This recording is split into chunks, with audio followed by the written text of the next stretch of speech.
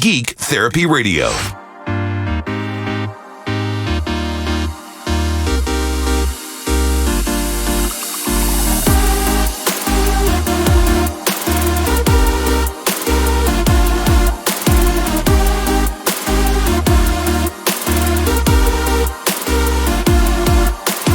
Welcome to the Geek Therapy Radio podcast, where we are all geeks about something. I'm your mental curator, Johnny Hemberger. Thank you so much for choosing Geek Therapy Radio today. I know there's a lot of podcasts out there. I fully appreciate the fact that you have a lot of choice, so it means something to me. I'm very appreciative of it from the bottom of my heart that you chose to listen to Geek Therapy Radio today, and hopefully I can count on you listening in the future. On today's show, I have a roundtable discussion. I believe this isn't available anywhere else on the interwebs. I can't think of another place where you've had my three guests all in one place having a roundtable conversation together. So we have Clint from Lazy Game Reviews on YouTube. We have David Murray, the 8-Bit guy on YouTube. And Colin from This Does Not Compute on YouTube, all in one place, conversating about geeky things. This show goes from 0 to 100 in about 2 hours. We break the ice talking about all sorts of geeky, techie type of stuff. It's really fascinating, really fun conversation. And then we get real with it. I'll just be frank with you. The later part of the show is a very open and candid conversation about how we're dealing with the world right now. So it's kind of cool to hear everybody. We're all human beings. You listening to the show right now, me doing the show right now, Clint, Colin, David, we're all just human beings in this together. And through a little bit of geek therapy, I think we can kind of help smooth things out, help get through not just current times in our lives, the current situation that the world is undergoing right now, but anything. Whether if you're in a deep depression, sometimes a good bit of geek therapy is the ladder down into the pit. At least it's a rung of the ladder down into the pit. That's why I say we're all geeks about something, so embrace your inner geek. So what we do for the next 2 hours or so here with me, Colin, Clint, and David is we embrace our inner geek, and it's a fun conversation. And we start the conversation off with an icebreaker. What was the first bit of technology that got us hooked on tech? And we'll start with Colin. That got me hooked. That one's kind of tough. I mean, there's definitely been standout pieces of technology that will forever just stick in my mind. Mm-hmm. Maybe that got me hooked on technology was like the first Mac that I ever got to use for a decent amount of time, because it really showed kind of what the future of computing could be. What year about do you think that was? That was probably like 93 or so. Okay. I had borrowed a Mac, what was it, LC3 over the summer from my school. Cool. The teacher wasn't really allowed to do it, but I nagged her enough or whatever, and she let me do it. Were you allowed to take it, or did you just take it? No. Well, no, I got permission from her, but okay. it took a lot of her saying no before she finally said yes. Mm-hmm. And of course, all I did with it all summer was basically just play SimCity 2000. But previous to that, my computer experience was just like Apple II kind of stuff. Yeah. So to go from that, basic kind of interface to, wow, like full GUI mouse, click on icons, that kind of stuff was just such this big leap forward. I don't think I'll ever forget that. So that's one piece of tech that stuck out with you and really kind of changed the way you thought about technology and maybe life. Just how people would interact with technology going forward. It was so much easier to use than what had come previously. With the CLI kind of stuff, you need to have a certain level of knowledge to use it. It's not necessarily like self-explanatory if you were to sit down in front of one of those the first time. Yeah. But with the Mac and with Windows, of course, as well, you could sit down in front of it and, maybe need a little bit of coaching as to like, this is the right way to hold the mouse. But beyond that, you could kind of figure it out on your own. Yeah. So I realize I'm not really, I went out of order right off the bat. That it should have been. Wasn't going to say anything. Clint, I know we were all thinking of it. But Clint, so the question goes to you. What do you think? And this is a tough one. I know for we four here? That it's a really tough question. I already know what I have in my mind, but Clint, what do you think? What was the first tech? Could be a game, just something to do with technology or retro tech that really just was the first thing to capture your imagination. I'm going to go with something totally different here and go way back and go with one of the first tape recorders I ever had. Ooh. And it was, I don't know if it was the very first, but it was the first one to really make me think, I don't know what's going on, but I'm super intrigued. Yeah. And it was this awesome, like 1970s reel-to-reel tape recorder. Oh. It was massive. And yeah, so yeah, I was like 6 years old and was just given access to this reel-to-reel tape machine that the church was getting rid of. Yeah. And yeah, my dad, was involved in that, and he was just like, "Hey, you like tech things, I guess, or what? I don't know. Here's a thing," because I had messed around with like little tape recorders before, but it was this reel-to-reel one with these nice like 7-something-inch reels, and it was really fun to just mess around with it and break it constantly, and try to figure out how to, constantly go back and re-edit myself and string the tape through the mechanisms and figure out how to clean it and repair a little. What is a capstan? What is a tape head? And I was just intrigued by the fact that there were so many little mechanical parts that you could physically see and look at. Right. And at the same time, you had this what felt like magic ability to just record and edit yourself and go onto as magnetic media. It didn't make any sense to me at all. But it was just pretty incredible at the time. I wore that thing out. I wish I still had it. Do or the tapes even. Do you still have a reel-to-reel? I don't.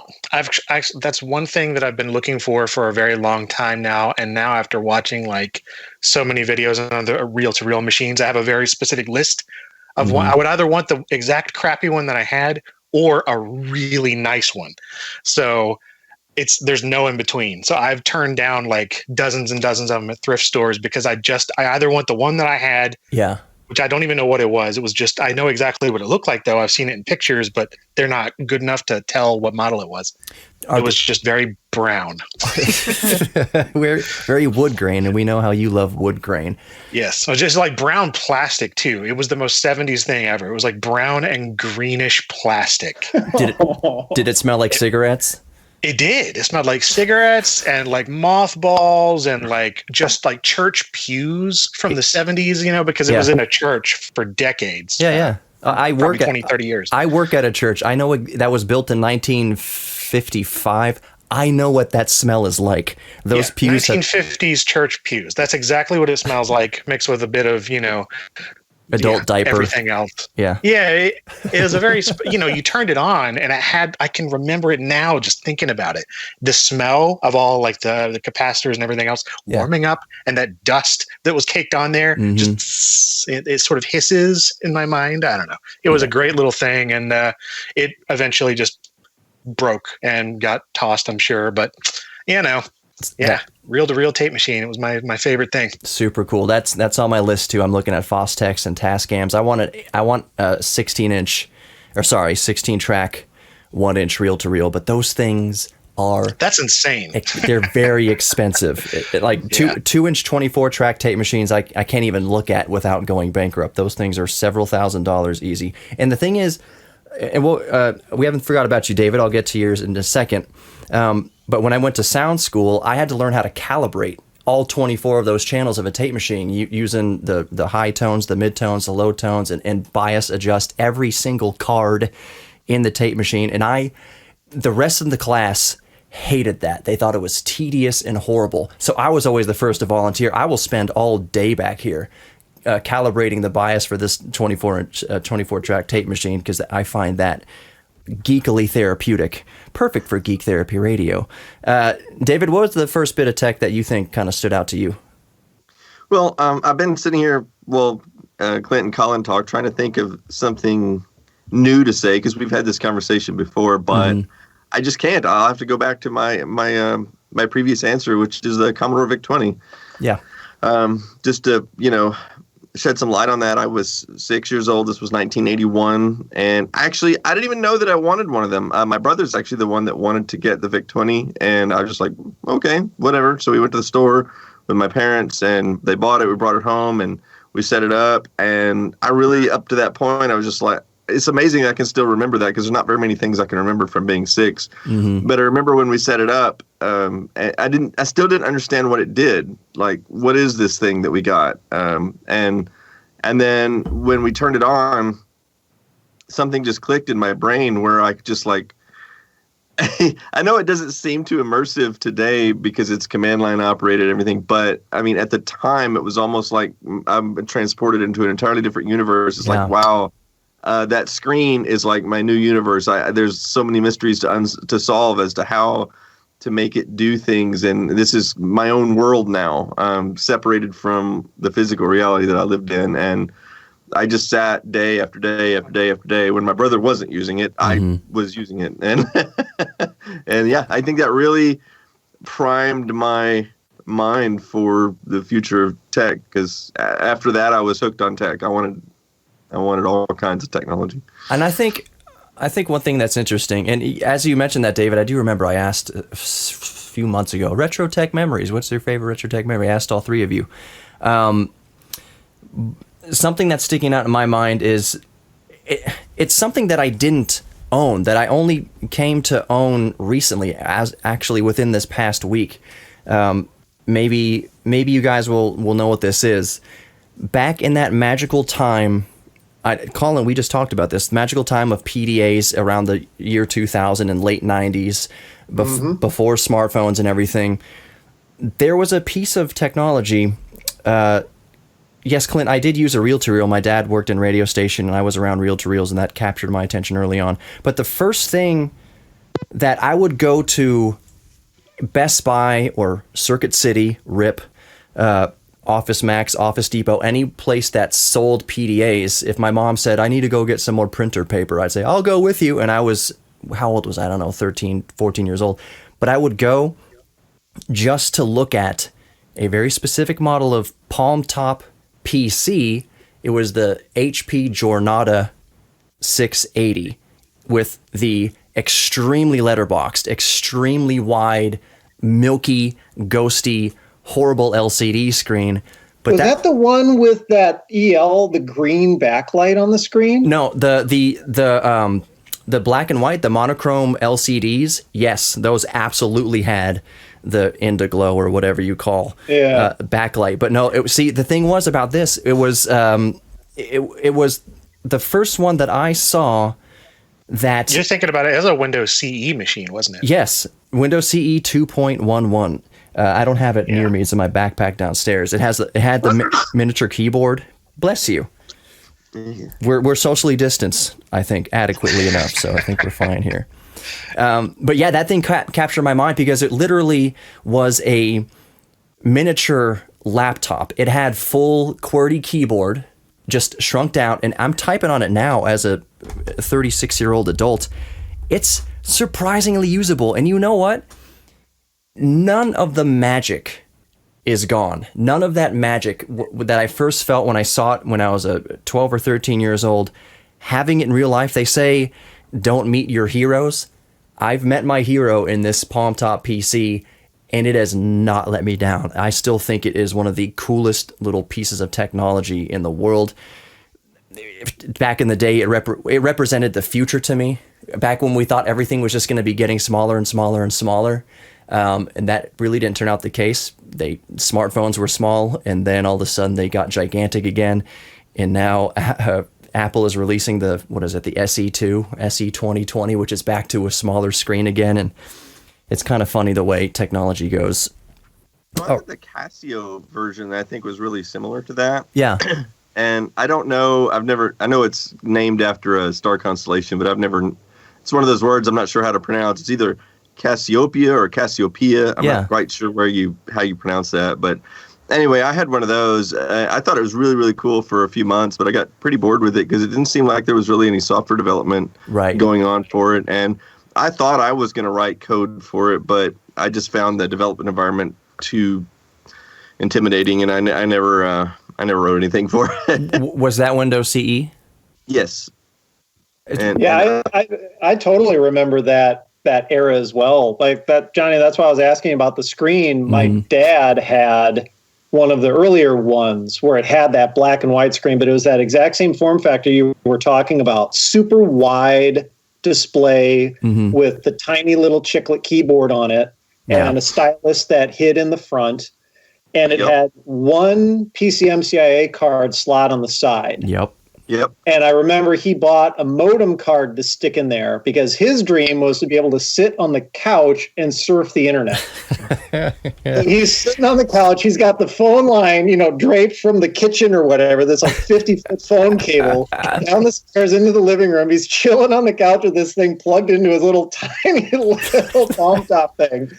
It's dedication. And of course, it didn't really work all that great for surfing the web, so that dream died fairly quickly. But I just remember that form factor just being like so crazy as to like, it's just so wide. You would just scroll for days and days, but it still had this little bit to it that was very productive because of the keyboard. You could still type something out on it if you had to. Right. Exactly. And that's what was so fascinating to me is I had Palm. I have the Philips Nino right here. It's also a Windows CE device, but it's a handheld portrait mode thing, and it's.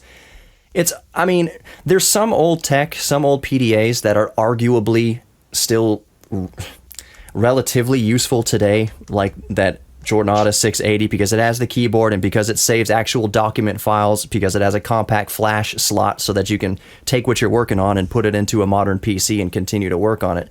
But there are PDAs like the portrait mode Ninos and other HP Giornatas that were just the really stripped down version of Windows CEs that basically had a notepad.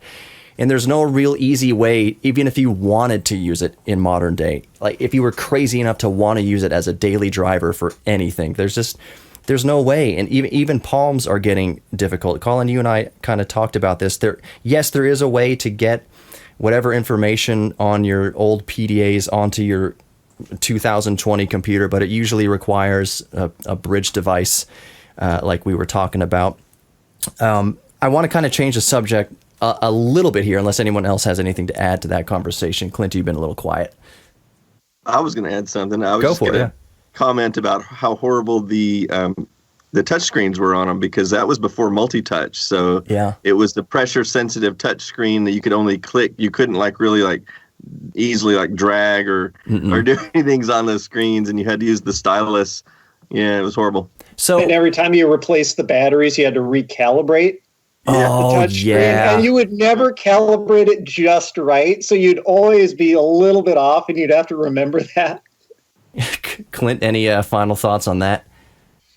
No, I pretty much agree there. I mean, I just covered that IBM WorkPad Palm PDA not too long ago, and that was a similar sort of experience, being like, wow, this was useful for about 3 years, wasn't it? And then after that, I mean, it moved on so quickly. It's like, why would you even bother? I mean, even writing things in, there's a tiny little window below the display where you could write in graffiti. And that was the only writing system on that for inputting text, unless you wanted to try the little pop-up keyboard with the millimetered letters. So no, there's just no reason at all to use that except just out of sheer craziness and curiosity, because even getting things on there, finding the original Palm files, all of those PRC files for the programs and apps and things. Good luck finding those. And when I did find them, they were always for later ones or ones before it or something else. It's like, it wasn't for this resolution. It was for the monochrome one, or no. There's so many little variables, and it seriously is this tiny little point in time, just a couple of years where it was relevant, and nobody cared before or after. It's what it represented. It's the future that it represented. And I vividly remember in middle school and high school being made fun of for having my Star Trek tricorder. No one understood why I was carrying around this device. Only business professionals had it. I was such a geek for having it. And I said, mark my words, within the next 10 years, you're going to be an outcast if you don't have one of these things. This is where phones are going. This is where internet's going. This is where it's all going, into your hand right here. So just so you know, when we're seniors, or when we're in college and you're sitting there with your smartphone or whatever, BlackBerry, I'm gonna point back to 8th grade where you called me a dork for having this thing, and now you'd be a dork not to have this thing. Okay, so the next question that kind of popped in the top of my head, I know all four of us are extremely, almost concerningly interested in vintage technology, which is not a bad thing, but it's just we're an odd group here in the best way possible. I think it might be interesting for people to know what we're working with for as daily drivers. So when you're interested in retro tech like we are, that usually means we're pretty up to date on the bleeding edge of technology. It's not like, Clint, you're not shooting videos on an old 1999 point and shoot that uses a floppy disk. We're in the modern age. Anymore. Not anymore, but we did, exactly. Yeah. So I'm going to go around and say, what is everyone's current... We'll start with this, and I'm sure the question's been raised before. I would assume everybody's video editing PC is probably their most powerful computer that they own. Maybe if you have a gaming laptop or something like that, but let's go around this time really in alphabetical order. And I think that's Clint. Clint, okay. what's your what's the most modern PC that you have that you use day to day in the specs? Most modern one. It was let's see, when I guess I got it put together about a year ago. I mean, it's just a compilation of things that I've been upgrading for years. Just sort of made it in a. I don't even remember what it was. Is it wood grain? It's been so long. No, actually, I don't really do wood grain in my day-to-day life. That's more of an online like persona at this point. I made a joke about it so many times, and then it's like become a thing. Everything has to be wood grain. Cars so it's actually not wood grain. So if you get the Tesla Cybertruck, are you going to wood grain it? I have one in order, and I don't think I'm going to debrand the whole thing wood grain. Yeah, right. Now, I actually really like, speaking of that, my main computer is a brushed steel. It's just a very basic case. I'm trying to, fractal design. It's one of those fractal design cases. Cool. So it actually looks like an industrial refrigerator is kind of how it's a massive, massive case because I wanted to have, a billion drives and all the things in there. But yeah, it's like a Core i7 something. It's got the 8086K CPU in there because 8086. Right. I had to have one of those, but I really just made it to be as fast as possible when I built it and as quiet as possible because I have it in the same room that I do all of my recording and everything. So I just have massive amounts of fans. I didn't want to do water cooling, so it's got these just gigantic fans as big as my head and stuff inside there. And there's like a couple of 2080 cards, the GeForce RTX things. Like it's pretty darn capable. Oh yeah. But it's kind of has to be because I'm doing everything and, it's all 4K 60 FPS stuff that's 100 megabit per, whatever video. So second. Yeah. That's been the big hassle is trying to keep up with the video as I continue upgrading my cameras and everything else. It's not just the storage, it's just the bandwidth at all. And, I'm thinking about upgrading it now because that's a couple of generations old at this point. So, yeah. Okay. Well, Colin, what are you working with right now? Well, the newest computer I have is not actually the fastest. Newest is probably my ThinkPad. What I actually edit on is my 2017 27-inch iMac. Okay. I'm one of those Final Cut users. That's fine. It's pretty much maxed out. So it's the i7 7700K. I bumped it up to 32 gigs of RAM. I'm editing off of an external 8 terabyte SSD array connected through Thunderbolt 3. And that pretty much eliminated any sort of performance bottleneck just because of how efficient Final Cut is. As long as I've got background rendering turned on, it'll eat up 4K all day, no problem. What GPU's in there? It's an AMD 480 something or other, 8 gigabytes of video RAM. I don't know. I can bring it up. It probably doesn't matter. Whatever. It works. Radeon Pro 580, excuse me. Okay. So not the newest, but it was one of those like, hey, for an extra $50, I can upgrade when I buy the machine. Yeah, why not? I'll probably get another couple of years out of this machine, to be honest. I don't really have any complaints with it. Right. David, what are you working with? I guess I'm going to be the odd one out here. Please. My actual like desktop computer that I do video editing on is actually a Mac Mini from 2011. So it is 9 years old. It's got 16 gigs of RAM, but I've just had no reason to upgrade it. It just works. It does everything I need. I run Final Cut on it. It's as fast as I need it to be. Actually, my newest computer is the one I'm talking to you on. I've got a MacBook Air that I just bought about a year ago. And the only reason I bought this, I can tell you a funny story if you want to hear it, about when I went to Portland Retro Gaming Expo. I trying to think if it was the last time I went or the time before last, but I had an older MacBook that I used to bring with me, and it only had DVI or VGA, and that had not been a problem at any of the conventions that I'd gone to. And when I got to this one, you know, you only get like 5 minutes to get up on stage and get ready, and all they had there for me was an HDMI cable, and I'm like, I can't use this. Everybody else in the world has always had VGA, including that very convention the year before. And like, sorry, that's all we got. And so here I am. I can't do my presentation. So I actually had to ask somebody in the audience, does anybody have a laptop I can use? And somebody raised their hand. They had a newer MacBook. They're like, yeah, you can use mine. So they brought it up. And then I'm like, does anybody have a USB drive that I can copy my presentation? So somebody else raised their hand. Yeah. So we get it up there and we hook it up, hook the projector up. Everything's working, and then the battery dies on it because he hadn't charged it, and it was like 1%. And so we're like, oh, well, let's plug it in. Oh, guess what? They don't have any electrical outlets up there on the stage. So then they're like, well, gee, we found us a 100-foot extension cord or something. You know, we're like 15 minutes late here already. They bring up the extension cord. It still won't reach. And then somebody from the audience says, hey, I've got one of these portable power brick units. I have no idea what they were bringing that convention for. Yeah. So they brought it up there on stage. We plugged it in. Finally, like 20 minutes later, we get like everything working, and I do my presentation there. They shut the lights off on you.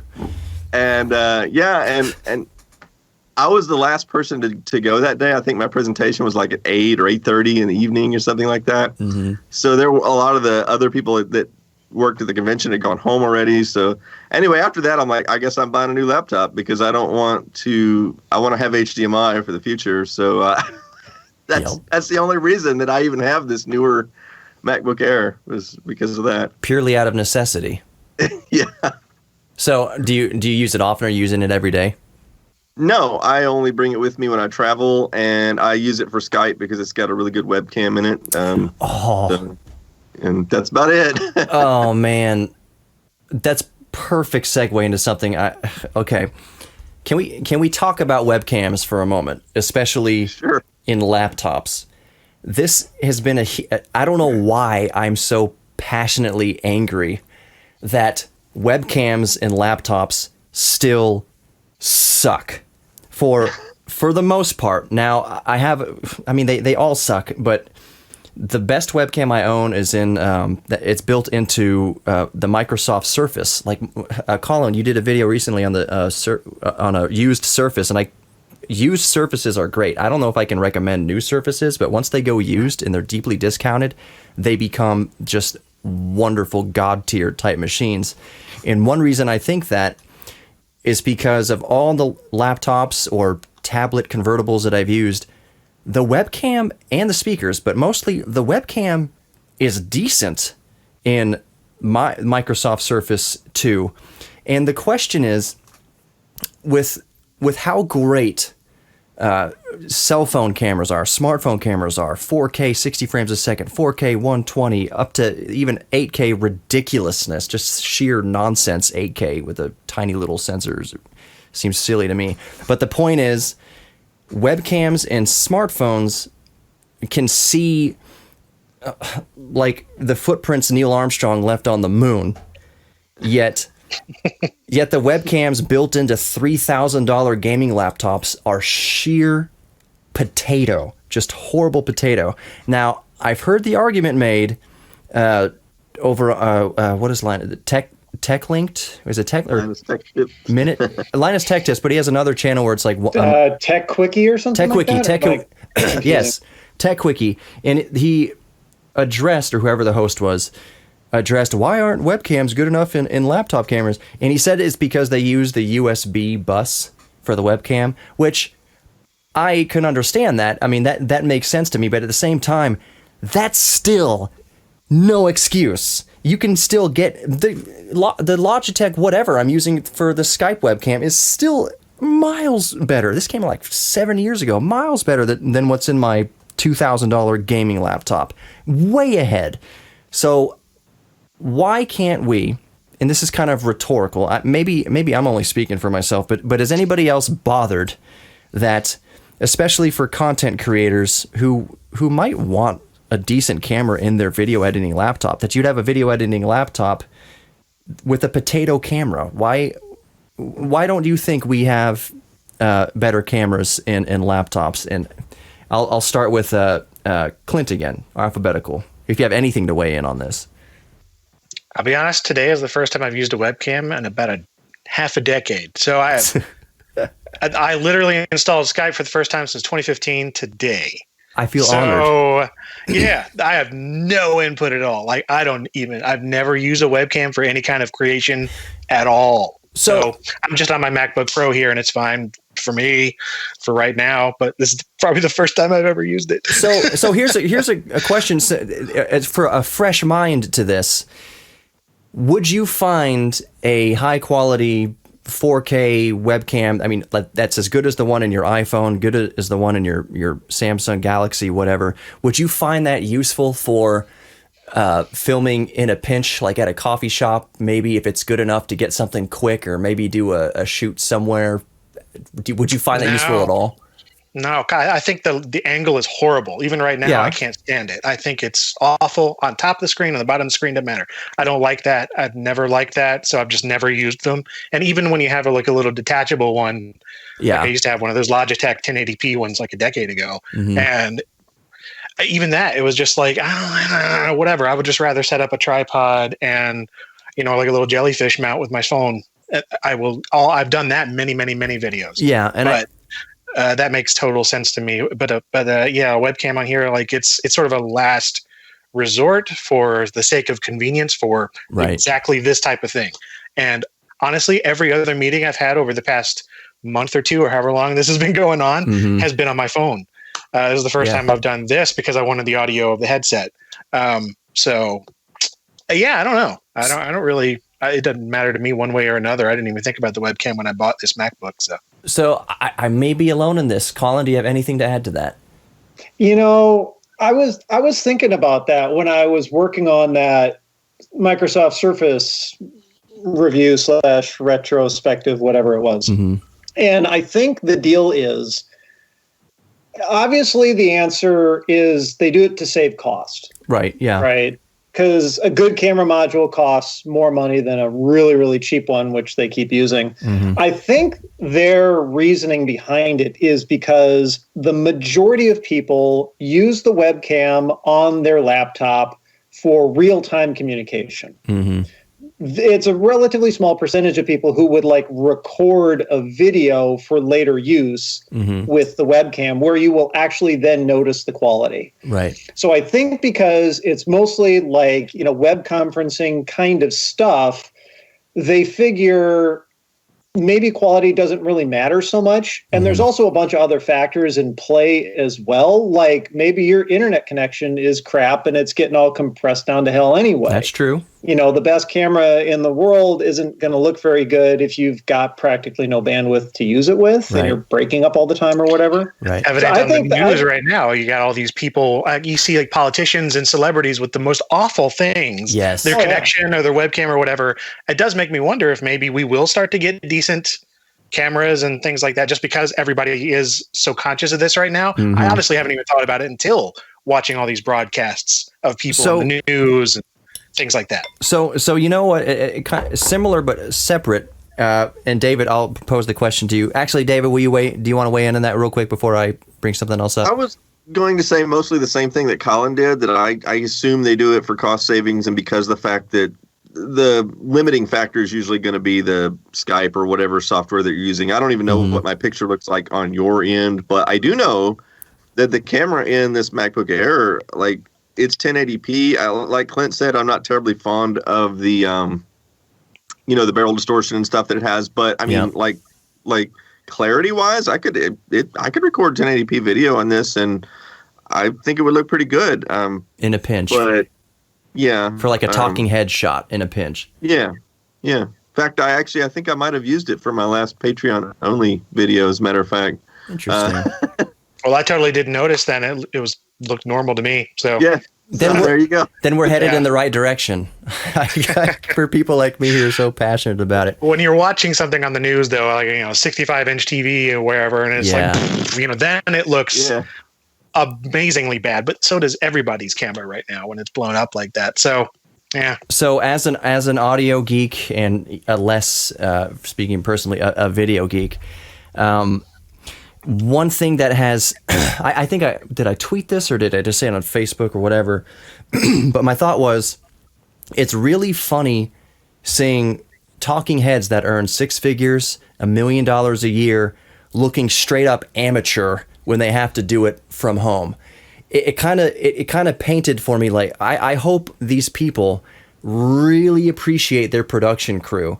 That they I can't speak for every talking head or anchor or anything like that, but I think a lot of people think about the crew as an afterthought. And now, when the crew is stuck at home and can't get to the anchor, to the talking head, and they're just using their crappy Logitech webcams, and they're even worse.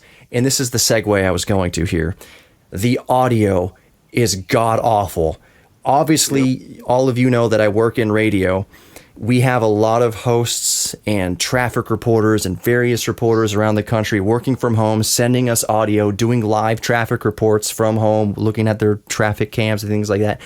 The audio is horrific and embarrassing for any media outlet. And it's this kind of self-quarantine stuff has painted the picture of just how it maybe inept is a strong word. But ignorant. You would think that these professionals would have something as a backup in their home to give you a better picture and at least have a decent, USB like Yeti microphone or something to capture decent audio, instead of let's go to this person who makes six figures for CNN and they're talking into their god awful trash laptop microphone and it's all horrible. But yeah, so I'm using a laptop, but I have this is what I'm talking into. This is my little snowball. The blue snowball, so yes. I'm not using the internal laptop microphone. YouTubers, that's only like $60 or something like that. No, YouTubers know this. We know that decent audio matters. And I just did a video, and I'm sure none of you have watched it, but I released it yesterday afternoon.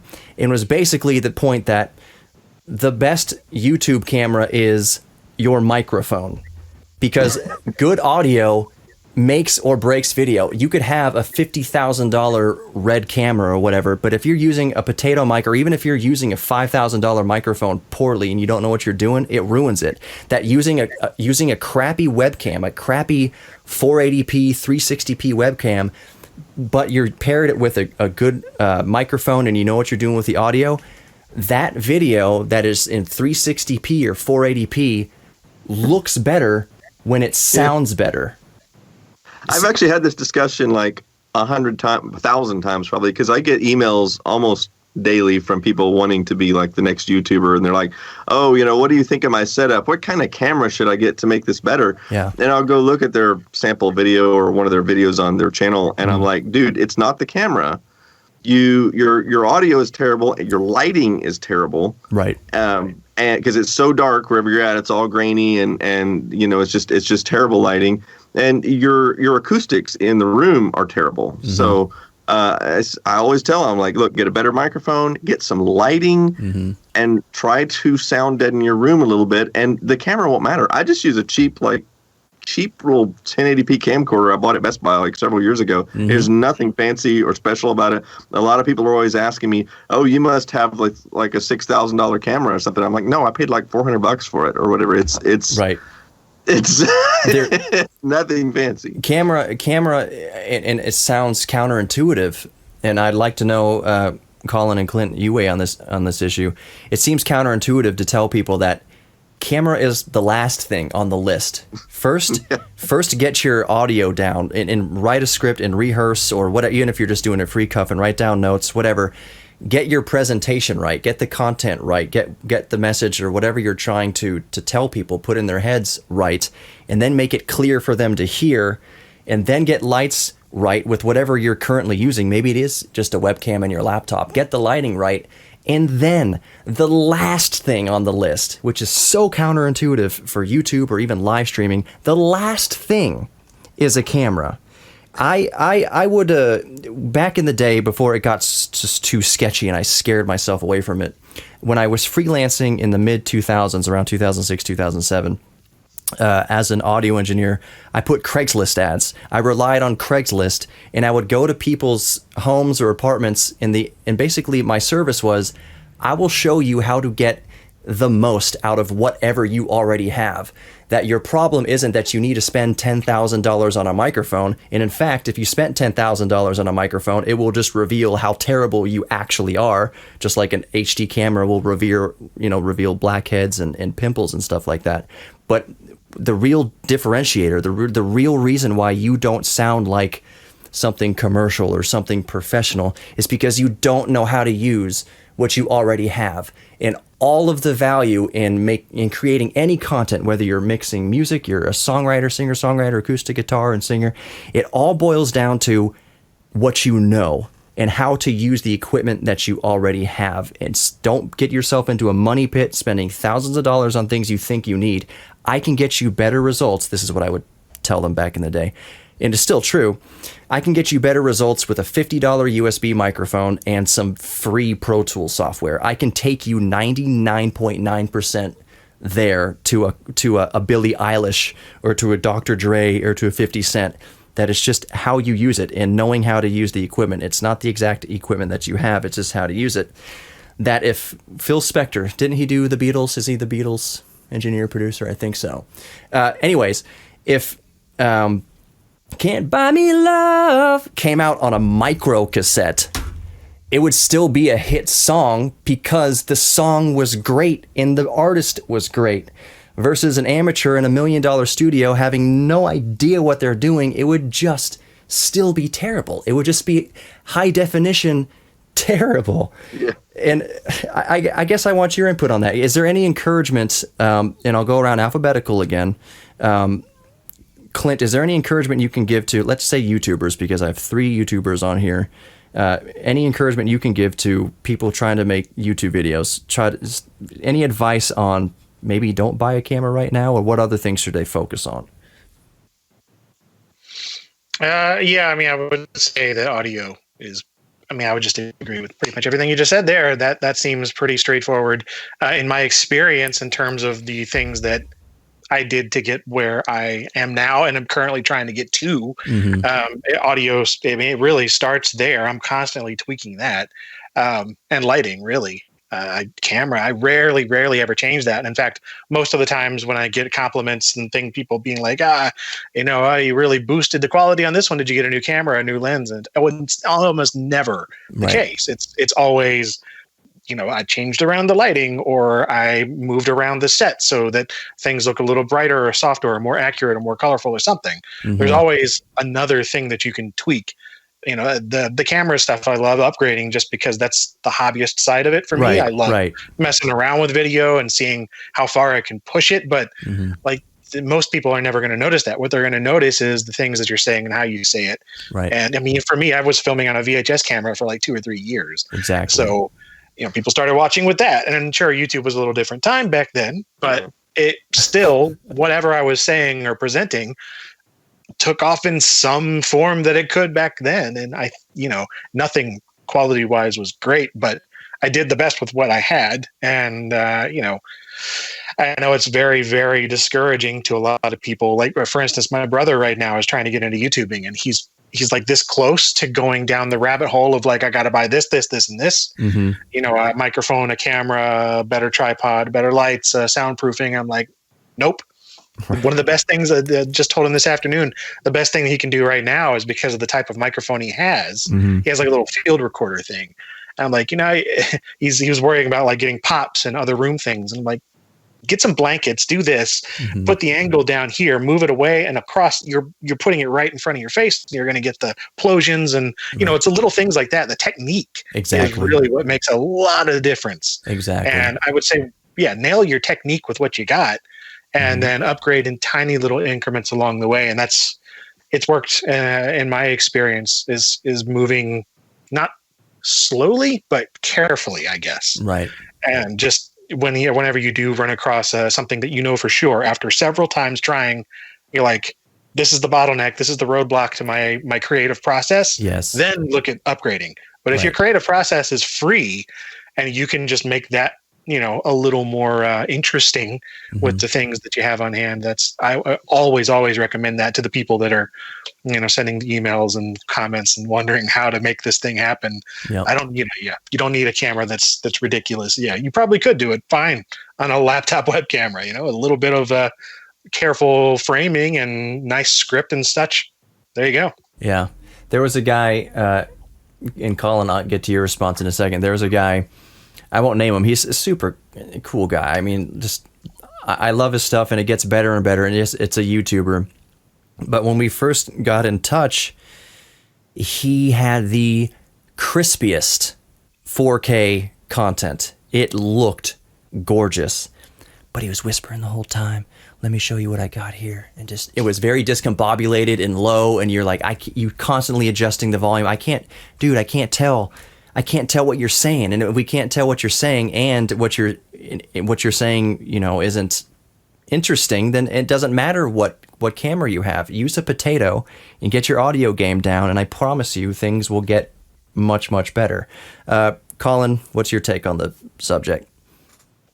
When people ask, the first two things that I tell them, neither of those actually have to do with the equipment or the technology or whatever. The first one is learn how to tell compelling stories. Right? Don't just ramble off about a thing. Tell me a story. Get me hooked in at the beginning and want to stay until the end of the video. Right. Because otherwise you're giving people like this promise of a good video, and then at some point down the path, they realize this isn't what they signed up for and they bail. In which case, then, why are you wasting your time? Right. So figure out how to tell a story in a very kind of natural and conversational way that gets people to want to stay with you through to the end with a satisfying conclusion to that story. Whether that conclusion is positive or negative or whatever, just give me some kind of resolution to it. Right. The other thing that I tell them is learn how to deliver that story in a very natural and comfortable way. Right. I think a lot of people who want to get into content creation, whether that's podcasts or YouTube or whatever, they conceptualize it as, it must be so easy and it's so natural and I just need to get in front of the camera. Yeah, David's laughing. I just get in front of the camera and it'll just happen, right? It'll just happen. No. Yeah. Your first few videos or episodes or whatever are going to absolutely suck. You are going to look like a nervous wreck. It is not going to work out for you very well. Yep. Learn what you did wrong in that. Compare the content you made against the content that you idolize or appreciate or whatever that you consider talented. Figure out what those differences are. Figure out what they're doing that you're not, and learn how to do that. Yep. Like push through your own discomfort. And it doesn't mean that you have to be comfortable in front of the camera, but you have to learn how to fake it. Yeah. Like, I still have to go through any sort of piece to camera at least twice. Yeah. Because I'm going to screw it up somewhere in the middle, and I'm going to need another take at it. I think so. I think. Hold on. I'm sorry to be rude. When we say fake it, we don't mean be a fake person or not to be yourself. But sometimes you're not always in the right headspace to give the delivery that the content needs. So you need to just like an actor, it's acting. It is acting, yeah. Where you're interested in this topic that you're presenting, but maybe your cat just died or something's going on and you don't, whatever. And my advice in that case would, you know what, YouTube can wait if something horrible happens. But we're not always feeling it, and it is a grind sometimes. And I think also a lot of people forget that with content creation, there are times, and I just went through this for a couple weeks with the radio show and the podcast and everything, which it was battling that inner demon of self-doubt. Is what I'm doing worth it? Does anybody care about what I'm doing? Should I quit this and should I go, be a construction worker or something like that, something that's stable and will work? But you have to kind of battle through that.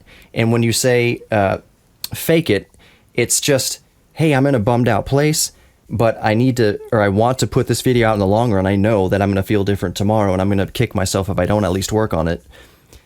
Fake the delivery. It's real content and it's really from the heart and it's really something you're interested in, but you kind of have to, like we said, you have to act and not even a method actor. You just have to act and give the line, give the speech and try to keep it interesting. If it's not interesting to you anymore, then it's not going to be interesting to somebody listening to it or somebody watching that, and they'll be able to tell. So practice the delivery, practice faking it, practice acting on it, and you'll get the desired response, or you won't get the desired response. And that's a whole can of worms that maybe we won't get into. Don't pay too much attention to, in this day and age, everything can be upvoted or downvoted, except for Facebook.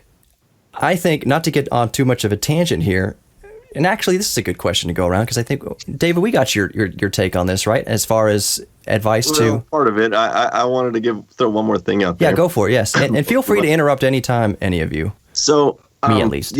Because I do get asked so often about, hey, check out my videos. Will you just give me a shout out on your channel? Because then I'll have 1 million subscribers too, because, I'm going to make videos just like yours. And I get that so often. And so I go look at their video, and the number one reply that I've really learned to give this last couple of years, just everything that Colin said was absolutely true. But I think the simplest reply I've learned to give people is time. Mm-hmm. Like, how long did you spend on that video? It was a 5-minute video. It looks like you spent about 5 minutes making it. Right. And so I let them know that, hey, you know what? My videos on average take 40 to 60 hours to make one 15-minute video. Mm-hmm. And I let them know. I said, you know what?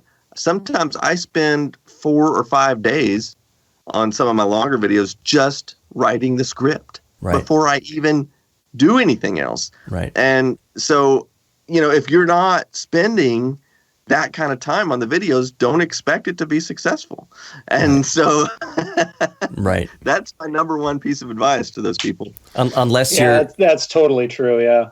Unless you're like filming somebody falling off of a porta potty or something like that. Sure. those kind of fluke things. But I remember I sent you a video last year or something, David. I was like, oh, you were busy with something. I was like, I got this Commodore 64, and you were very diplomatic about it. You're just like, it's not in the kind of vein or the style of. I was thinking about that just earlier, but I didn't want to say anything about it. It's completely fine. It's still one of my personal favorites, but I completely understand. I mean, I'm in this business. I know how it all works. It can't hurt to ask, but I totally understand. It was kind of more of an artsy. I did drone shots of the DeLorean and stuff like that, driving around, 80s car, 80s computer, blah, blah, blah. But you're right. It's not in the vein of 8-Bit Guy. And that's kind of my next point here is I've only been able to watch, in terms of YouTube, my channel grow from my own perspective. I'm going to probably hit 3,000 subs tomorrow, actually. But I remember when it was 0, not that long ago. And the whole point, the common thread is you're going to find your brand, and you have to stay, and only the individual can answer this for themselves and find it for themselves. Stay in the vein of whatever brand you've created for yourself, persona you've created for yourself, kind of, the flavor of your channel, so that if one video is about audio is the most important thing to YouTube, and then the next thing is about my fishing trip to Lake Tahoe, no one's gonna know. And I think that's one of the things that growing channels especially have to keep in mind is, David, I'm sure if you put out the next video you put out, or Clint or Colin, anything, and it was just, hey, here's a cool fishing rod, that there's a lot of your audience that will, there's probably some fishermen or fisherwomen in there that will find it interesting. I think bigger channels can kind of get away with every once in a while, just putting a little spice of here's something a little bit different. I have not forgotten about Commodore 64s. I have not forgot about IBM 5150s, but here's something neat for a couple minutes that I've found to kind of test the waters. I do that about once or twice a year. I try to put something a little different out, like on electric cars or something like that, and I get pushed back on it sometimes, but I'm like, yeah, it's just the one video. Next week it'll be the normal stuff again. So. Right. And I know all four of us know Techmoan over there in the UK. I don't think what a lot of even his subscribers realize is that when he puts out that cool reel-to-reel video, he's put out 5 or 6, reviews of dash cams and other little cameras and stuff, that the meat and potatoes of his channel is actually that kind of the consumer reviews of, well, mostly of dash cams. It's not anymore. It used to be. That's how he started. Right. But yeah, he doesn't really hardly do those anymore. So he's pivoted to more just the... He's pretty much the obscure audio format guy now. Yeah. That's, at least for the last year or two, that's been his real interest. He still occasionally will do something camera related, but that's now kind of the oddity. Right. Yep. And so... But I don't know, John. I think I know where you're going with that, Johnny. Mm-hmm. I would say you have to be... I wouldn't say you have to be true to your brand. I would say you need to find and be true to your voice. Mm-hmm. Right? The way that you deliver, the way you write your scripts, you, I think, would get more latitude within certain reason covering different topics, as long as they're at least somewhat related to each other. True. Than you would if one week you're doing, a nice, well-researched, well-paced, well-presented piece to camera, and then the next week it's running around with a selfie stick. Hey guys, let's go do some crazy stuff. Like parkour. Yeah, that's too big of a shock, I think, for a lot of audiences.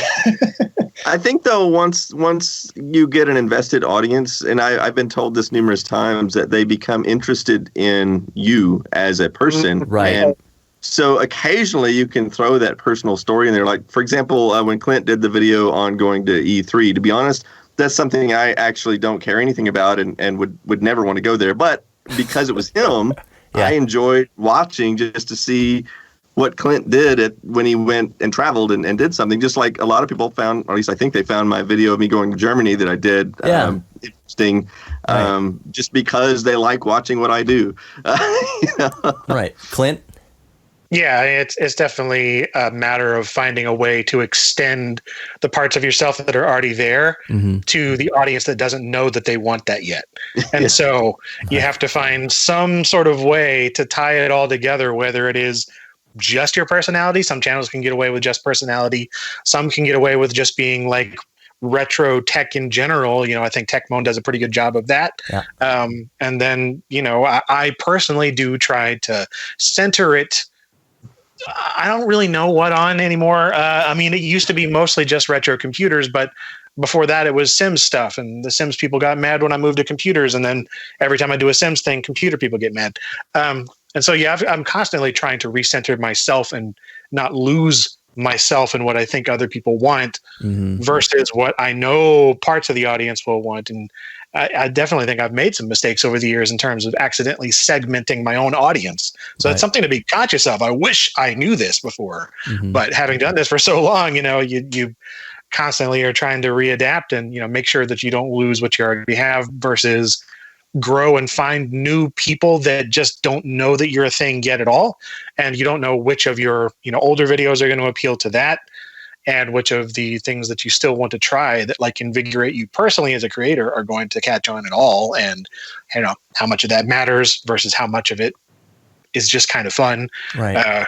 Or, in my case, it's something where I've tried recently to sort of consciously split it off into different channels. There's a lot of little side projects that I do on my secondary channel. Yeah. The Blurbs channel is just all about that. Here's a thing I'm into today. I won't be into it tomorrow. I wasn't into it last week. This is today. Yeah. Look at this thing. Yeah. It's very, very basic and minimal. I used to do those on my main LGR channel, and it got out of control. Mm-hmm. And it started to sort of expand into this thing where I was doing 2 or 3 videos a week, where only one of them was very strictly LGR-esque, and the others were just me rambling about a thing that I find interesting that day. And a lot of people liked it, a lot of people didn't, and it ended up segmenting the audience. So I sort of retconned that years ago, stopped doing those things. And it's not that I stopped doing them in real life. I just had to sort of curate my own ideas and output. And it's kind of enjoyable actually to have that secondary outlet to just this is out of my system now, because I felt like I needed to say something. And so it's out, it's gone.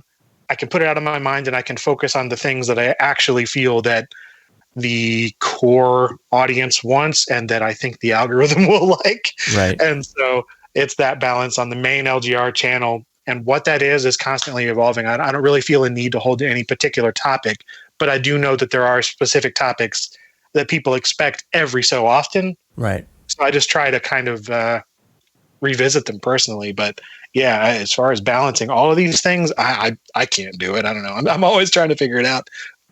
So I know we're kind of running out on time here. David, you made a critical point there, and perhaps the most critical point was that people subscribe to you. If we're talking YouTube or podcast or anything like that, people subscribe to you, the human being, you, the person, so that when Clint talks about making a grilled cheese sandwich, there's a big core audience there who are really interested in that because it's Clint, and it's kind of it's a more personal attachment to Clint. Colin, I saw a comment on your most recent video where the person making the comment said something like it was a habitual response, or kind of like Pavlov's dog when you say, hey guys, how's it going? Hey everyone, how's it going? Or whatever. That you start everything like that, and it's kind of like ringing the bell, and it instantly puts people in a very relatable kind of, I relate to this person. You bring them in, and that's something that I've tried to do. David, I don't know what you specifically say.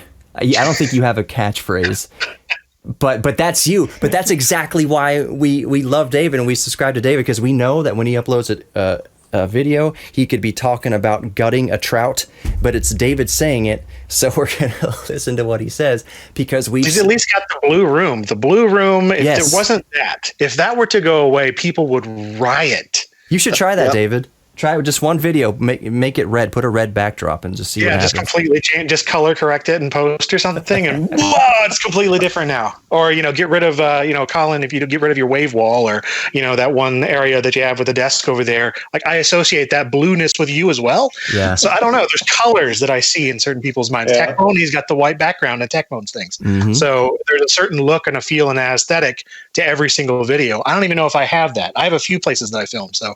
No, you don't. In fact, I've had that discussion with other people before, that you don't really have at least a set that in our minds is like, oh, this is where he films. He has the fingers. Like it's always somewhere different. Fingers. The fingers. He points right in front of the camera. He does the finger guns at the table. That did happen. Yeah, the greetings thing happened accidentally because I said it a couple of times in a row, and people started saying it to me back. I'm like, well, I guess I got to do it forever now. So. But that's kind of helpful when the community says something like that. It's kind of helpful because you're kind of trying to search for this thing that makes you unique among the ocean of what's out there. So if people catch on and start saying greetings or hey guys, it's Colin, or whatever David does, I don't even know.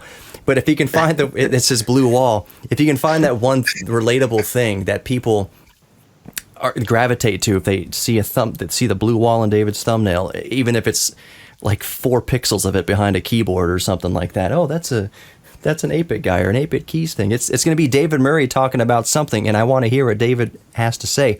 There's some familiarity there, and I think that's just as critical as anything else. Something familiar, especially, and I'm sorry guys, I know we're going a little past an hour, but especially in modern times, familiarity goes a very long way towards comforting the spirit and comforting the mind. Would you say, I don't know. Yeah, go on. I just, it's kind of related, and it's something that just popped into my mind that I don't know if I've ever told anybody before. It's kind of funny, but I think Techmoan, it's his voice. Yes. It's his accent. And, of course, he probably doesn't recognize that he has an accent because that's his, native area that he lives in and everything. And his humor. But for me here in Texas, he's got an obvious accent to me. And the funny thing is, when I'm writing my scripts for my videos, I find I do this over and over again. When I'm writing the scripts, I'm saying them in my mind in Techmoan's voice. That's weird. And I find myself doing that. I don't know why. And I'm like, wait a minute. It's not going to sound like that when I record it. It's going to be my voice. But for some reason, when I write my scripts, it's always in his voice. Do a parody. Do what? Just do a 2-minute video as Techmoan, please. I can't even mimic it. I'm not very good at mimicking accents. Try it. Do it right here. I'm putting you on the spot. Say, hello, Governor. Hello, Governor. Perfect. Yeah, that's not really how he sounds, though. I know. That was a stereotypical Cockney accent. And Techmoan, if you're listening to this, I apologize. Even though I figure you have a sense of humor. But I've tried to get Techmoan. I've tried to get him on the show. I haven't bugged him, but maybe once every 6 months, I'm just like, hey, you up for it? He's like, no, he's not really my thing. Reclusive. Yeah, which I respect completely.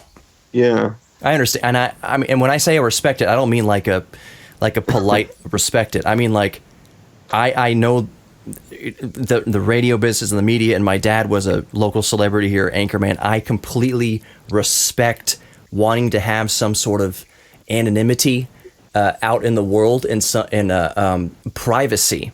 I told listeners recently in the last show, I said, hey, if you guys email me during the weekend, I'm not going to get to it right quick because I need to have boundaries and walls around my relationship to the audience and my relationship to work. So if you email me on a Saturday and Sunday, I may not get around to it until Monday. But if you catch me on a Tuesday afternoon at 10:30 a.m., I might respond to it within 5 seconds. It's just where I'm at, and I have to keep these healthy boundaries. So when someone like Techmoan, what is this? Greg? What's his real name? His name is Matt. Matt. Sorry, yes, Matt. I'm sorry about that, Matt.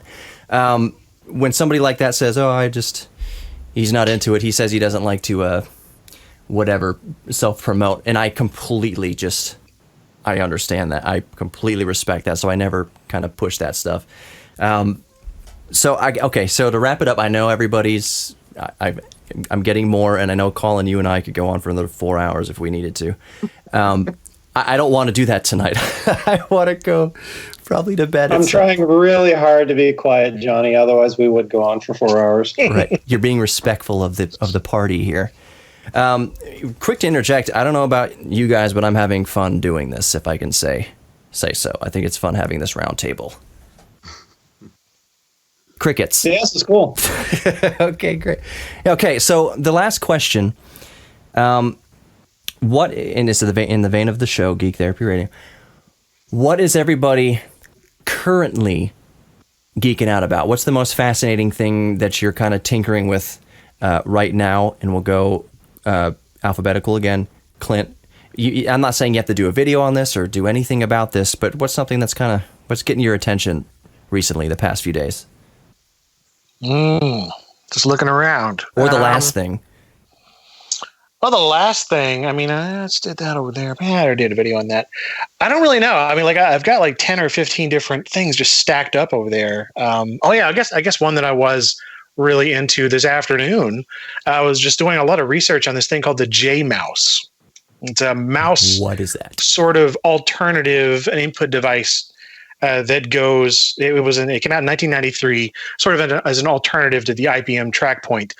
but it's literally the J key on your keyboard that you press down and it turns into a mouse nub, and it doesn't work very well at all. It's kind of terrible, but it somehow made it onto a bunch of different laptops that saw some pretty wide distribution on through Packard Bell and Zenith and a few others.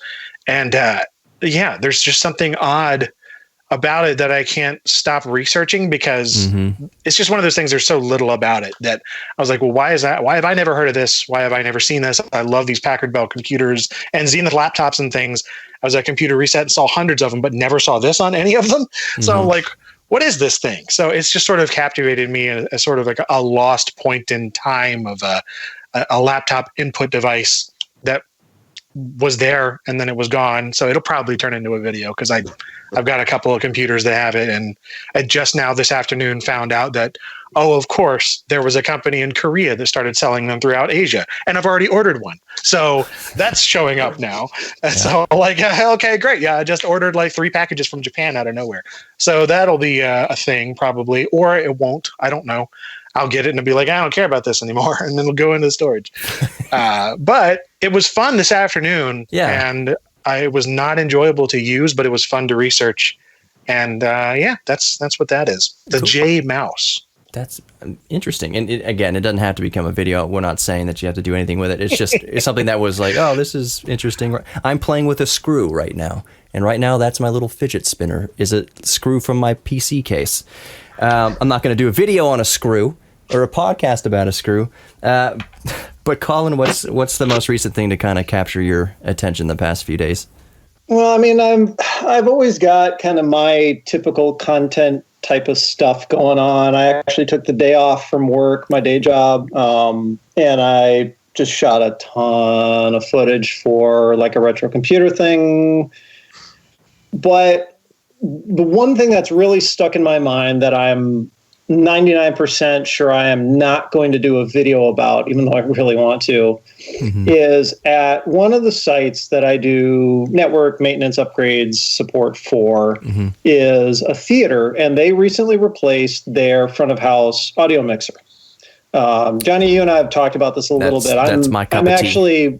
I'm an old school pro audio nerd. Hell yeah. And even though I don't really do that stuff anymore, I still keep up with the industry and the technology and all that. Yep.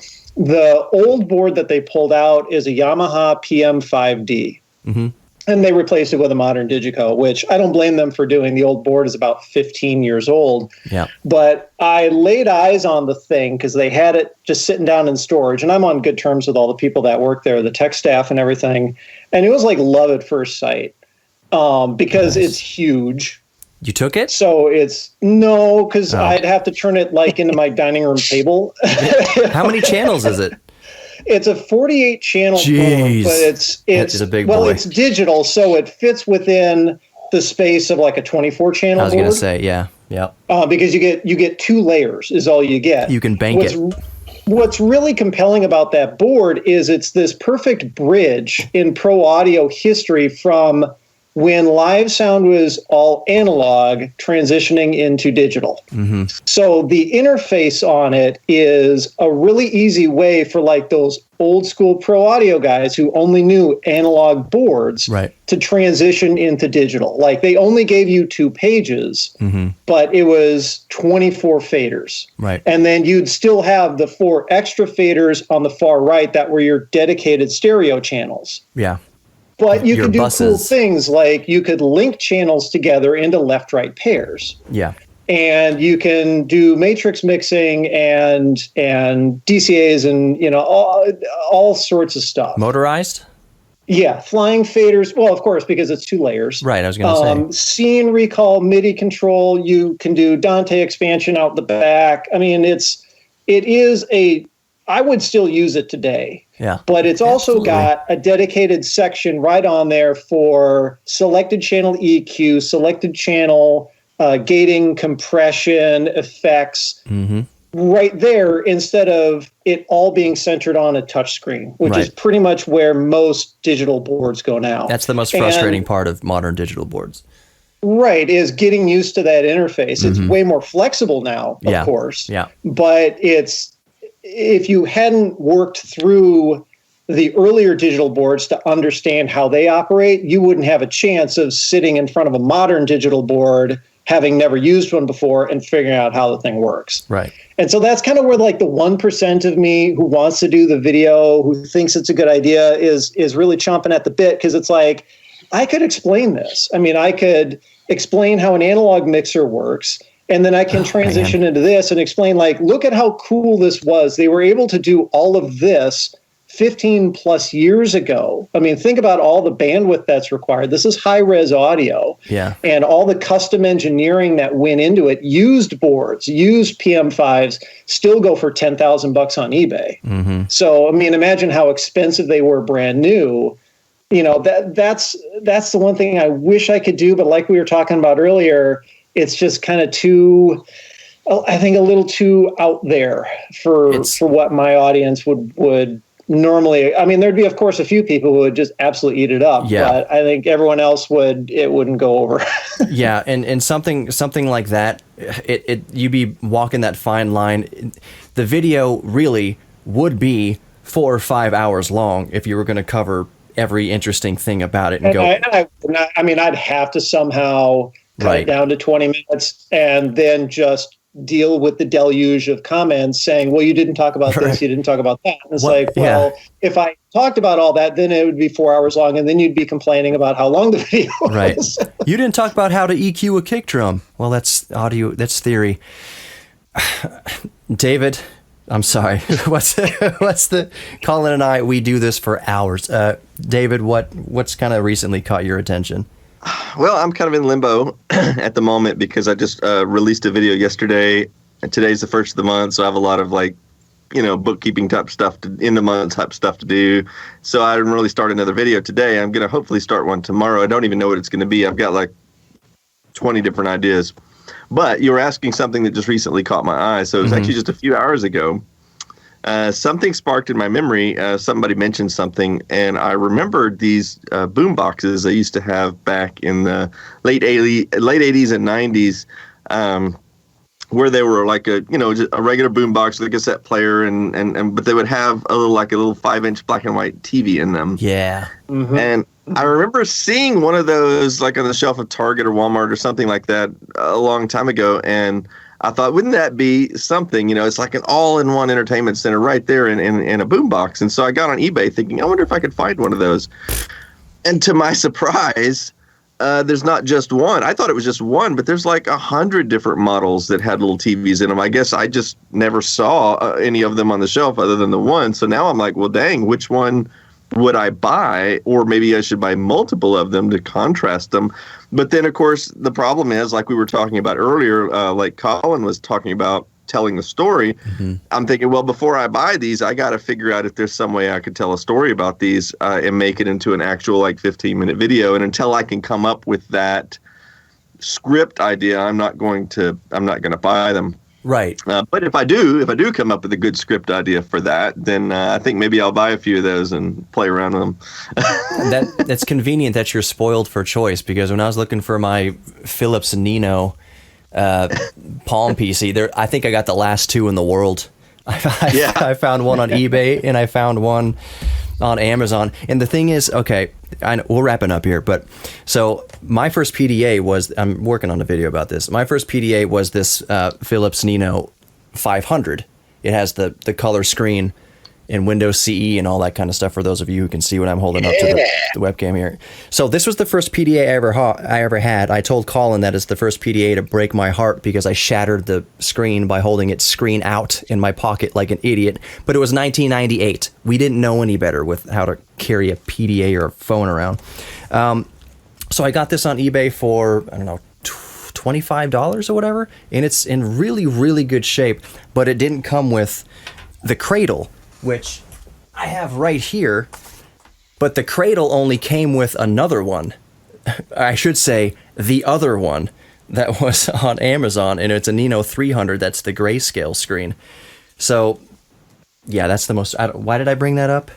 Because David was spoiled for choice with the TV combo boombox thing, and I got the last two of these obscure things in the world. So I'm sorry There's been plenty of times I've been out looking on eBay and can't find the thing I want, and sometimes it takes me 6 months or a year to find the item I'm looking for. Can I ask one final question? Because that's such a good point. One more, fellas? Actually, I have a question I want to ask you guys. Dude, go for it. Okay. Yeah. Okay. Yes. I have all of you here at once. We're talking about choosing video topics. Mm-hmm. I'm curious if you end up choosing the video topic after you've already started working on it, or if you decide on it before you do any actual work, so to speak. Because for me, there's a lot of things that I have that I just don't think would make a good video at all until I've already sunk hours and hours and hours into it. Yeah. And then I'm like, well, now I'm invested. Now I'm going to seek the ends of the earth to find out every interesting fact about this and find all the peripherals and accessories. I almost never just think of something right. And then it's more a fact of like, I know I have a ton of things over in my storage or in my office or my attic or wherever that are already they could be things. They're all things that I've thought about before. Like these are, I just picked it up because I thought it was interesting. But in terms of actually choosing the video, I don't know if there's a breaking point for some of you, because for me it tends to be hours into it, and then sometimes I'll just throw it out and be like, nope, I got my fill.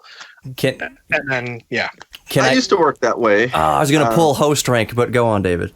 Yeah. I used to work that way, but I think the last couple of years, I keep like a running list of video ideas, and if there's something I know I need, I'll try to buy it ahead of time or borrow it from somebody or something like that. But yeah, there's definitely a point where, okay, today's the day we started a new video, and I get that item out, I start playing around with it. In order to, help me come up with things to write in the script. And after I play around with it a bit, I'll go start writing the script. And there it goes from there. And there have been a few where I get so far and I'm like, you know what, this isn't as interesting as I thought it was going to be. And I just kind of put it aside and then never pick it back up. So, I mean, that still happens, but not nearly as often as it used to, because it's usually pretty well planned out. So that's where making YouTube videos, and I'm pulling rank on you, Colin. I'm going to answer before you do. Just because I'm the host, not in terms of YouTube subscribers. I'll give you a pass this time, John. I'm a little mustard seed. Thank you. In a way, content creation as far as YouTube videos is a lot like songwriting. I have written maybe 200 songs, probably, and I've probably written and recorded at least a couple hundred songs or song ideas, and maybe 5% of those ever see the light of day. And I will get, like 12 hours into the recording process of something, and then just completely lose the steam on it and think, not even I like this anymore. Maybe it's because I'm too close to it or whatever. I never delete any of that stuff. I have hard drives that I have in my closet behind me here from 15 years ago that I keep, because there's snippets, there's 30 seconds of a song or whatever that I never finished, but I knew there was good little pieces in there, good little chunks, maybe a good little melody or a good little lyric or something that I want to come back to. And so I think it is much the same way as I get more into making videos or even making podcasts, but mostly making videos, because there's a lot more time that goes into recording a YouTube video. There's so much, you can get away with so much crap when you're not putting a video with it to try to paint the story. You can just tell it. I mean, writing a script and writing a story, that takes time, but actually banging out a podcast or whatever, recording it doesn't take a lot of time. Editing, I'm really good with audio. It doesn't take too terribly long for me. But anyways, back to what David was saying, as far as has anybody else experienced, working on something, or how does somebody come up with their creative process? Maybe they work on a video for a device. They don't know what they're going to say about the device. So I just finished writing a script about this Philips Nino 500, and originally the video was going to be about my first PDA was the Philips Nino 500. So I researched on YouTube. Has anybody else done anything like this? Not really. People have poked around with it with no lighting and in the dark or something, and sometimes the screen doesn't even work. So I was like, maybe I'll do a high quality video about the Philips Nino 500, but no one's going to care specifically about the Nino 500. So I'm going to have to make it interesting, and it's going to have to be from the perspective of my story with it, my compelling story around the device. And I can only speak for myself. David touched on it a little bit.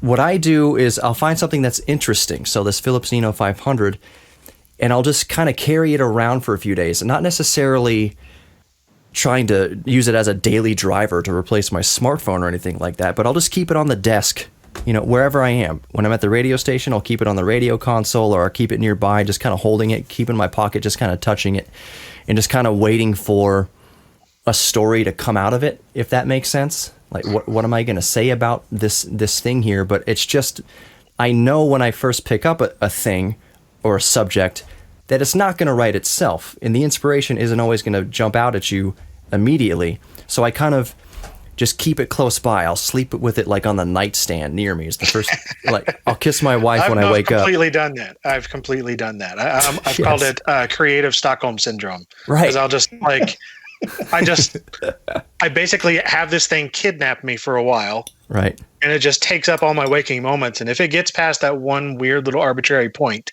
in time, and I'm just like, you know what? This is it. This is it now. It's like the video that I released today was about the IBM PC XT286. Yeah. I've had that for 3 years. Mm-hmm. It has been sitting in that corner for 3 years, looking at me on it's my shelf of shame. And so it's just a shelf that is, I see it every day when I wake up. That is my routine. I wake up, take a shower, make some coffee, look at the shelf. I feel shame. And then I go and work on something else. After that, I don't know. And most of those things I know I'm never going to get to.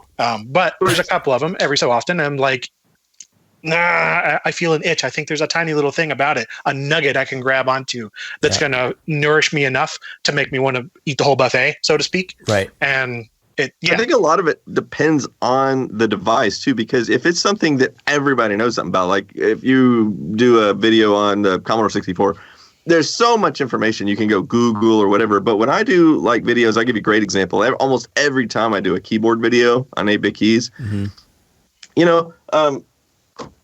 can't go Google. I thought those were nailed down. Yeah. You can't go Google this. It's a toy keyboard from the 80s, and there's like almost no information about it because it's not something that anybody thought they cared anything about until I make a video about it. So I have to sit this on my desk and play with it for a week sometimes to kind of figure out everything I can about it before I try to even write a script. So it just depends on the device and whether it's obscure or whether it's a device that everybody, like, I'm going to be doing an episode probably the next few months on like the Apple One, and I'm getting a replica to demonstrate with because you obviously can't get the real one.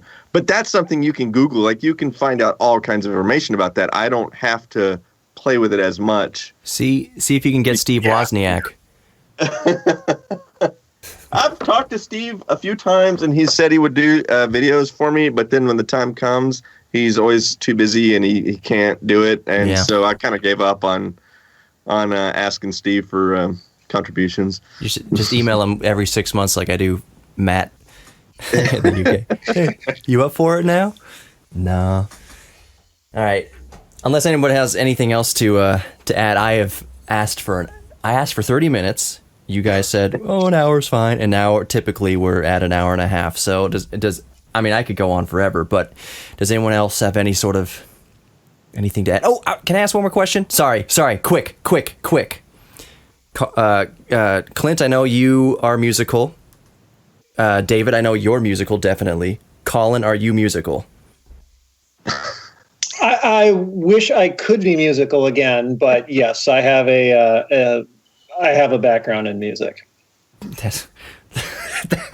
Okay, well, we'll put a pin in that, and we'll discuss that maybe at a later date. Let's just say that if I ever end up in a living situation where noise levels don't matter, the first thing I'm going to do is go out and buy a drum kit again. Awesome.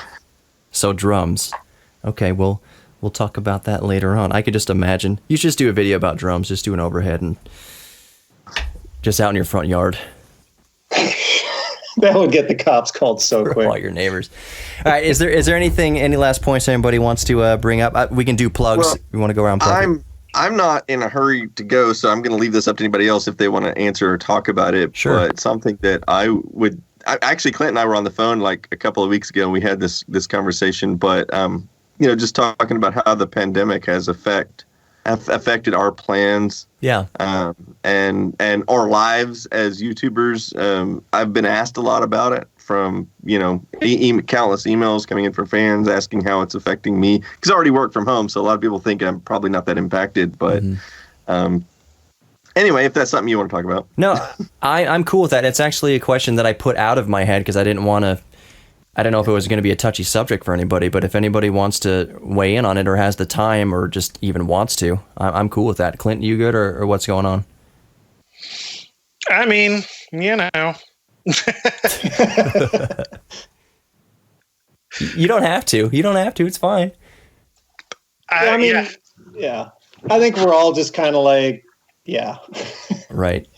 Well, the thing I was going to talk about was all the conventions that have been canceled. So I had a whole conventions, like a whole bunch of them lined up this year. In fact, I think right about now I was supposed to be in New York or New Jersey. I can't remember. I had several of them up there in the Northeast. And then later, next month, I was supposed to be going to the Netherlands. And I don't guess that's going to happen. And I had I had planned out like all these speeches that I was going to be doing. I mean, because those are kind of like videos. I had to make slides for those and get those all planned out, what I'm going to talk about. And I was going to record those. Those are going to be going on my channel. And all that has been shelved. I can't work on any of that now. And that's almost like wasted time. So that's been a real frustration of mine because I had put so much planning. Oh, and I had airline tickets to several of those already that I think I've probably just lost. I don't know if I'm going to get to rebook those or not. So that's money down the drain too. Right. Thankfully, all of my stuff has been refunded so far. They've been pretty understanding. I didn't have nearly as many as you did. And then none of them were international, but I did have a couple of trips planned for the summer and one in the fall. And they're all but one canceled now. And I think the final one probably will be as well. And yeah, thankfully, all the hotels and airlines have been like, yeah, it's fine. Yeah, you said you were going to come down to Texas at some point. Or you had something planned in Texas, right? Something like that. Me? Yeah. Yeah, we were going to do that Casio video. Yeah, we were going to do a video on that. I'm sure we will. That's on my shelf of shame right now, but for different reasons. We'll all just look back on this. I mean, this is going to be, hey, remember 2020? I'm trying not to. So I mean, honestly, yeah. At this point, we could just do it in a stream form and just hold it up to the camera like David's doing right now. There you go. So yeah, Clint and I were going to do a little collaboration on the Casio QV10, the first digital camera. He's got one and I've got one, and he's got some of the accessories to it. I think I have 3 now. I keep acquiring them because it was a really fascinating thing. That was one of those where I got really knee deep into it. I'm like, this is awesome. And then I could get David in on it. We'll make this big thing. And I had all these plans tentatively, and then they fell through kind of at the end of last year.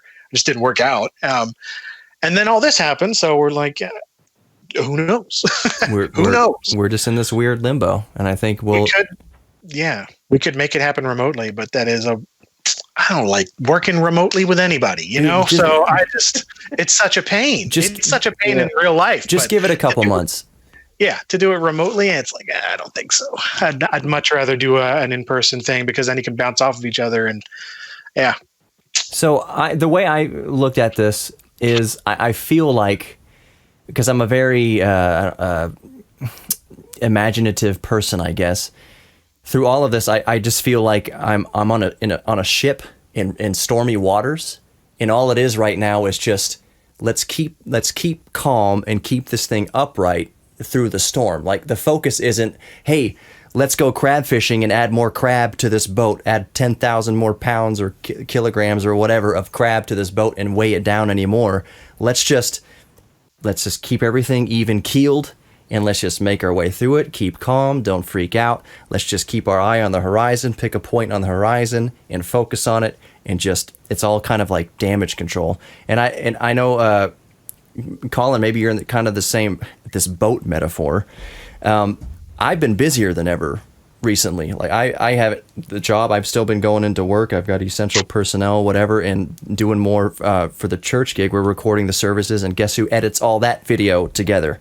Me.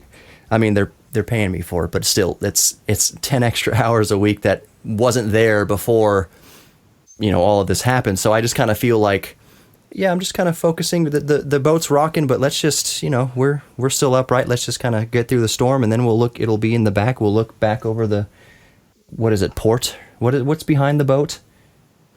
What's the starboard? Starboard or whatever. The other side of the boat.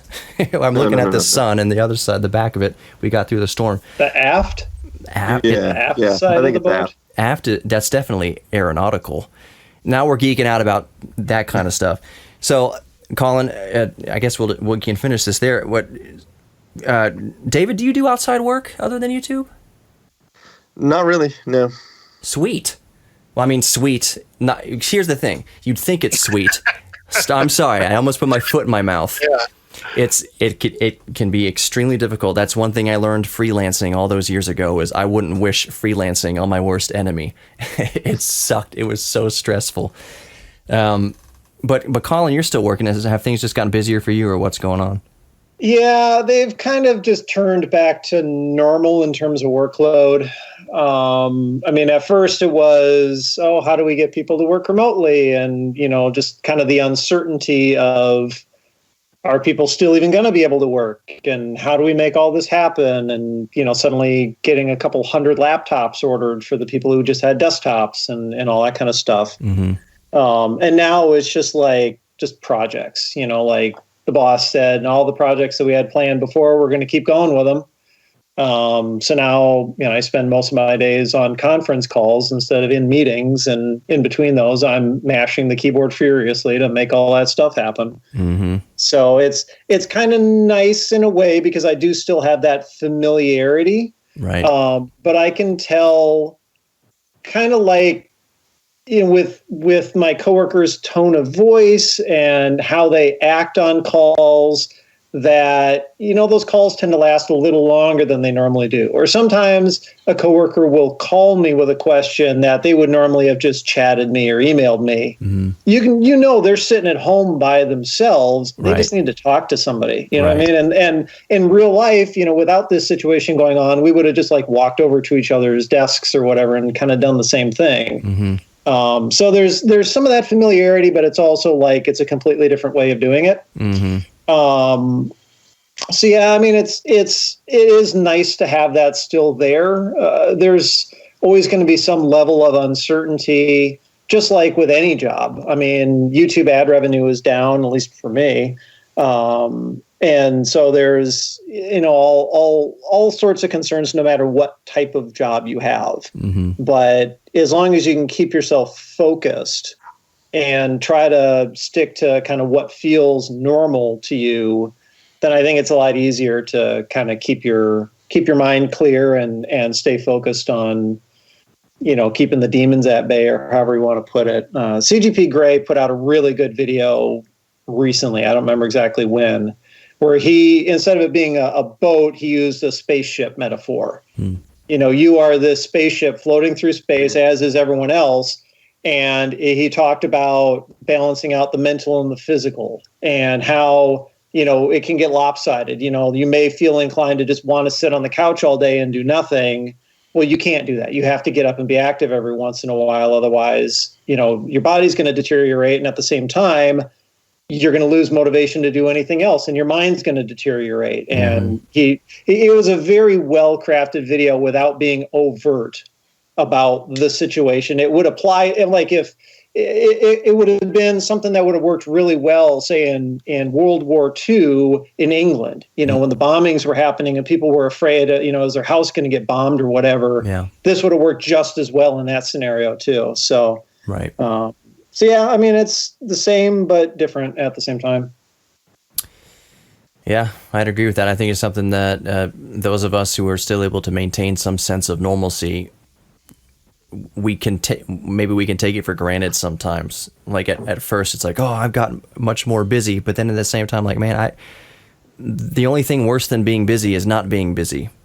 Yeah. That's something that I quickly realized when I freelanced was I hated waiting tables, but at least waiting tables was familiar. and while I was doing it, I could focus on it and not be, at the time I was very, very depressed.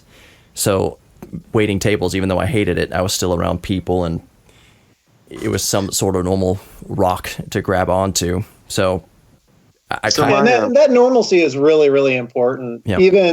Even if you are a creative person, a content creator of whatever flavor, that's something that I'm really keeping in mind in the content that I create, at least. I did one episode where I talked about working from home right at the very beginning of all of this, before any sort of stay-at-home orders in the U.S., started coming down or whatever. I figured, all right, this is going to be the one time I will make some sort of reference to the situation. And I didn't even say anything about pandemic or whatever. It's just kind of a lot of us are going to have to start working from home if we're lucky enough to do so. Here's what you can do for cheap to set up, your own kind of work from home setup if you've never done that before. Right. I am never going to refer to this situation in any other video again, because if nothing else, I want my own content to be someone else's normalcy if it can. Right. And I think a lot of other content creators feel the same way. I really haven't seen much deviate from the norm with a lot of the other channels that I've watched. And that's a good thing, I think. If for no other reason than years from now, when we, stumble across, videos, that we had never seen before that someone else made, you're not sucked out of context with, well, what are they talking about with all this stuff? It I guess helps the video stay evergreen a little bit longer, maybe. Yeah, that's exactly the approach I've been taking. Yeah. Yep. Yeah, it's a conscious decision for me as well. I think I made a quick brief mention of it at the beginning, or no, the end of one video. I don't even remember what it was. But yeah, it wasn't anything specific or by name. It was just, kind of one of those generic, like, we're stuck at home, stay safe. No. That was way early on. It feels like an eternity ago now. But I always intentionally try to keep that normalcy in my videos, no matter what's going on. I mean, we've had all sorts of crazy things over the years. And, there's always the urge to jump on that bandwagon in a way, especially if you think you can have a relevant video topic, but it can become dated so quickly. And at least for me, I try to make all of my stuff as evergreen as possible. I don't even mention something like exact dates anymore if I can help it. Like, oh, this game is turning 20 years old this month. So I don't even do that. I never try to do that anymore. I'll say, oh, this came out decades ago, or it came out in this year. I won't mention the time that's passed since then if I can help it, because it makes it odd later on. And, it's just one of those things that I've become very conscious of. And with this, because I had gotten so many messages about people using my own videos as their comfort food, their normalcy, their grounding point, I felt it was kind of important to keep it that way, especially since I'm not a very relevant topical channel anyway. So, I'm talking about stuff that's 30 years old, so who cares? So I can kind of get away with it. So some channels, I think it's irresponsible not to mention it if you're a certain type of channel, but for me, I think I can get away with it, and it's okay. The final that's more the approach I've taken. Sorry, go ahead. No, you're good. You're good, David. The final question, if you guys are comfortable answering it, I was just going to go around and ask how you guys are doing in all this. That's a big question. I guess we'll start with Clint. Yeah, I guess I'm first in. I'm doing as well as I can. Not nearly as good as normal. That's very much the case. It's weird how much you rely, or at least how much I rely, on those individual little reactions of just going out and doing junk. Yeah. Going to the post office, taking care of my package guy, the people that help me out with storage, and the people that just the coffee people, and just anything, family members, friends, just a quick lunch here and there, little things that I never really thought about, but I very much rely on them to keep that routine going. And like I did a video years ago on my home life balance, and how I very much rely on the getting out of the house part to keep myself sane. Yeah. Obviously, I can't really do that now, and almost none of the activities that I did outside of the house, other than going to my other place of work, that's it now. I go from here to where I film my other stuff, and I feel like I get nothing in between. So that degraded on me weeks ago, and I was, I'm much more accepting of it now, but I don't know if I'm in a better spot. It's just, there's days sometimes where I don't feel like doing anything, and so I don't. Yeah. And that's just been a reality for a while now. you got to recharge. And for me, the recharging was in between stuff. Mm-hmm. Now that I don't have those in betweens during the days, I just take a few days to myself. And that's been something that's really hard for me to do in normal times. Right. So doing it now, at first I'm like feeling guilty about it. And then I felt depressed about it. And then I got angry about it. And now I'm just kind of like, I don't care. At the moment. Mm-hmm. Yeah. So today is one of those days. And like a video went up. I was going to work on something, but no, it's still sitting over there. I never touched it. So is doing something like this helpful at all? Oh yeah, no, that's why I'm taking you up on these. That's why I took it up a few weeks ago or whatever. I don't talk to pretty much anyone in terms of like, interactive visual audio kind of things. I'm a maybe text a couple times a week kind of person. Yeah. Typically, though, I will go out and just meet up with somebody for lunch. I love doing that. Mm-hmm. That's more my kind of thing. I've never quite liked the whole digital whatever. Yeah. But now everybody's doing it, and all of a sudden I'm like I've got like Zoom calls with relatives I haven't seen in years. So I would never said yes to that before this. I'm like, I don't know. Yeah. No, I'll see you at the next reunion. I don't care. But right now it's like, oh sure, I'll definitely have taken up more of the online interaction stuff just to at least have some kind of something. It's not really a replacement, but it's cool. Right. It's cool. It's some form of connection. Me and my buddies, one of them lives in Kuala Lumpur. That's literally 10,000 miles away from Houston. We play quarters. So 4 or 5 of us get on Skype here and play quarters with beer. And it usually ends, well, as you would imagine. But just having that kind of, I agree 100% with you, Clint. I'm never one to, there's kind of this saying like, I've been social distancing for my entire life. I have been born and bred for this. Well, yes and no, but you still, I look forward. I would say that the people saying that, they've done it under their own control. Yes. Right. There's and they will still break out every once in a while, even though, you could be the biggest introvert in the way that people think of introverts, which I'm not going to get into that because then we'll be here for another 3 hours. Yeah. You're still in control of that. You can choose when you want to do that versus not. When it's out of your control, it's a very different thing. And you may have a little bit of skill in being able to deal with that of, okay, I know how to be by myself for a long time, but no one can really be by themselves forever. Right? I mean, even the biggest introverts, like in prison, in solitary confinement, they ultimately go insane. Mm-hmm. And if, nothing else, I hope this whole situation that we're in sheds even more light on like human psychology and how we need to interact and how we can better handle situations like this from that angle. I mean, I think the science from that pathological angle is pretty well fleshed out, why we're doing this and all that. But, if this happens again in our lifetimes, is there another way that we can do it? Or how do we change it so that it's less hard on people from that mental angle? Right. I probably personally would have chosen to stay somewhere different, honestly, if I were thinking or knew what I knew now, I guess, because I live alone. I don't have anybody here. Yeah, I got no pets. I got nothing. It's just me living on a little mountaintop making videos. That is normally my thing. And so I venture into town every so often to do that kind of thing, to visit whoever. And that's my routine. It works very well normally. Right. But then when that's completely thrown for a loop and there's no option for anything, like I grew up homeschooled. I'm used to working from home for a lot of things. Mm-hmm. That was, one of those things that I think made me pretty decent at, starting my own YouTube channel and creating stuff on my own. Cause like, that's how I grew up doing school and how everything else. So, but then even then, there were other family members. There were occasional things where you'd go, just anything, any tiny little social interaction that, taking it for granted. Right. Yeah.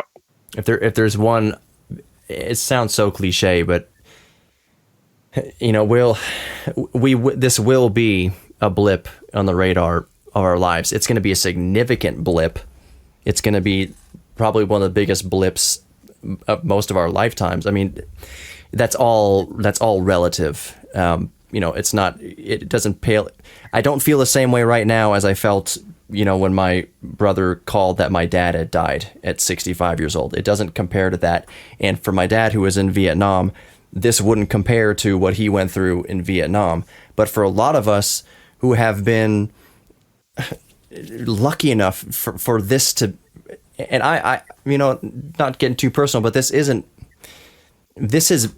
bad, but there has been worse. But at the same time, there's been a different feel psychologically to all of this versus when my sister became brain damaged or when my dad died or anything like that. This is a different thing.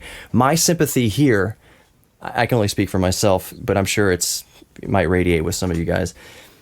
I feel empathetic, or I have empathy since I'm still working and I'm still going to work 40, 50 hours a week, still doing my thing, where my sadness comes from is like my country is hurting, like my world is hurting, like people around me are more affected than from this than I am, and I don't like feeling or knowing that my own family members or my own friends are suffering with this, that this is impacting them in some sort of way. I almost feel like I want to take that burden for them. Like, hey, don't feel bad.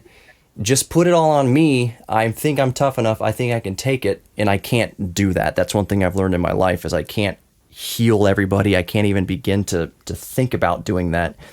But that's still, for me going through this, just speaking off the cuff and candidly, that's my biggest point of ache, is that I know other people are hurting through this. So that's my take on it. But again, I'm optimistic. Overall, I'm optimistic. One reason I like reading 1984 over and over again is because I think the dystopian future is fascinating because I don't agree with it. I don't think that's where we're going. I think that I'm optimistic that we'll figure it out better than the dystopian futures, than the Children of Men movies, than 1984, than even Ready Player One. I think we'll get through it. I think that overall, I have more of a Star Trek vision for the future.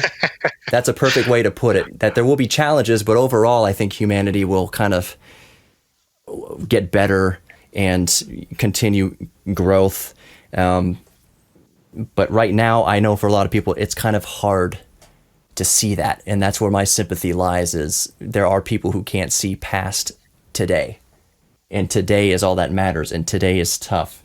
But tomorrow will be better. Maybe if not tomorrow, then the day after. A few months later, it'll get better. So that's what I'm clinging on to. And I know it's cliche, but I think by the end of the year, this will be just a painful memory for a lot of us, but we'll get through it. So unless anybody else, yeah. I guess it was my turn. So go for it. Yeah.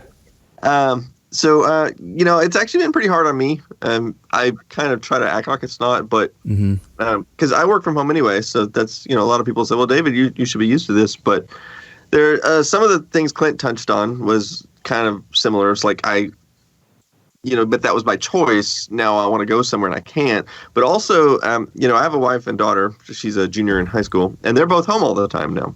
Mm-hmm. And the days just run together. I used to have privacy during the day to get work done, and I didn't have to worry about, like, when it's time to record or shoot video, like, hey, you guys be quiet or don't turn the TV off or whatever, because I've got to go record. Mm-hmm. I didn't have to worry about that before, and now I do. And the days just run together because used to, like, I knew it was the weekend in my mind, because if they were home, then we tended to do family things a little bit more on the weekend, and now they're home all the time, and I don't even know what day it is. Like day to day, I just it just all runs together. Right. And I actually have been driving a lot, and it's funny because I actually have to borrow a lot of stuff for my videos. Mm-hmm.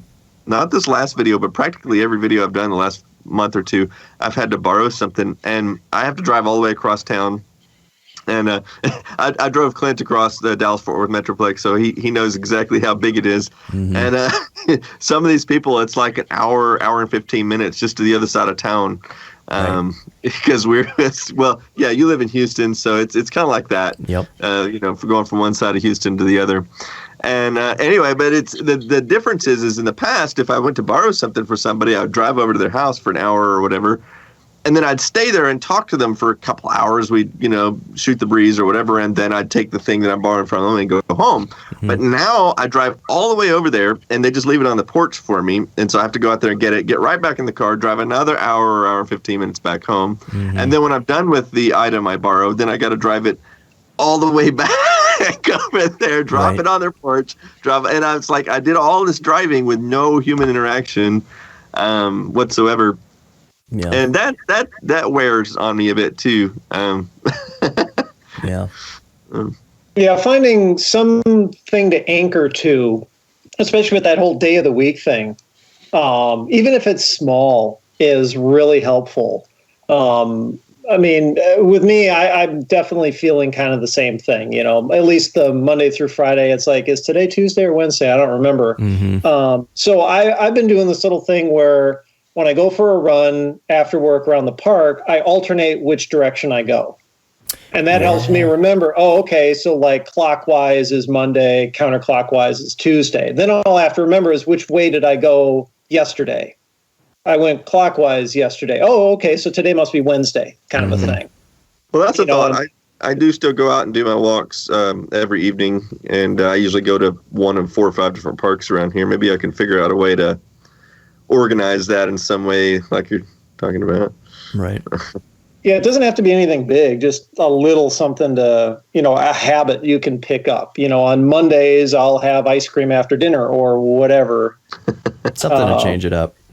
Yeah. I drove a different way home from work today I drove along 59 South, which I hate. I hate getting on 45. I hate getting on 59.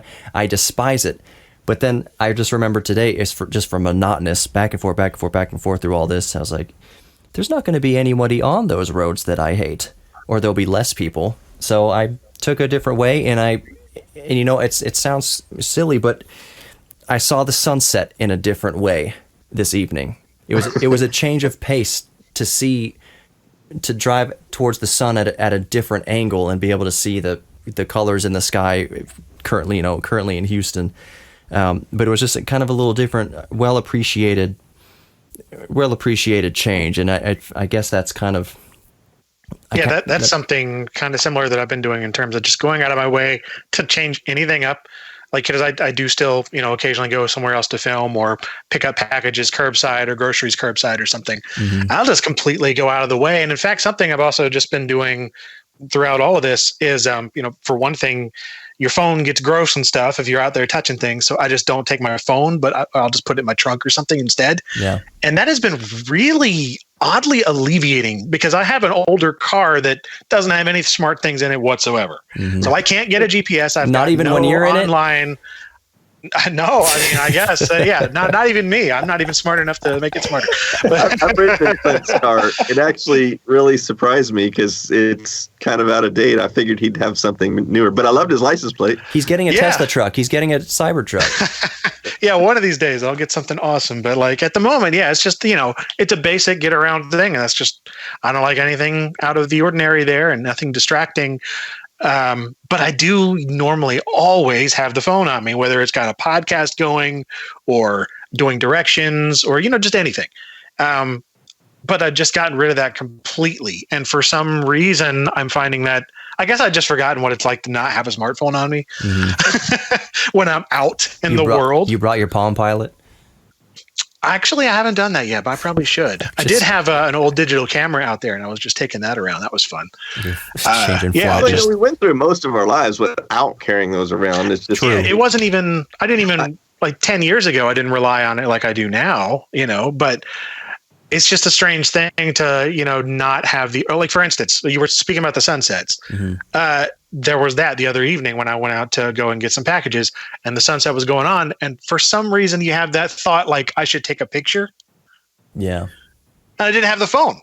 I can't. That's fine. I just got to enjoy it. That's awesome. Exactly. I can just enjoy this thing. So, like that's a little thing. Another thing that I really hadn't thought about in a long time was just like, these weird little moments, because you just get in that habit of, capturing this or social this or posting this while you're out, because I'll have a thought on Twitter and then I'll share it and then I'll, whatever. Just got rid of that completely. And I think that's something I'm going to keep on doing after this. Yeah. Because I feel better with it or without it. 100% agreed. Clint, do you have a telescope? I do. Good. Look through it. I wish I could. I used to live somewhere that, it made more sense. Unfortunately, the area I'm in now is light polluted to all hell and back. Dude, okay, I'm not. You can still look at the moon and Jupiter and Saturn. Yeah, the moon and Jupiter. There's occasionally like M82 and some other little things. Orion's Belt Nebula. I find that extremely therapeutic to get off the planet Earth for a while and just look at a star, even a random star, and just be like, One thing I used to like doing was going up on the Blue Ridge Parkway because I live right near that. And so you can go up there and just hang out, but that's closed now.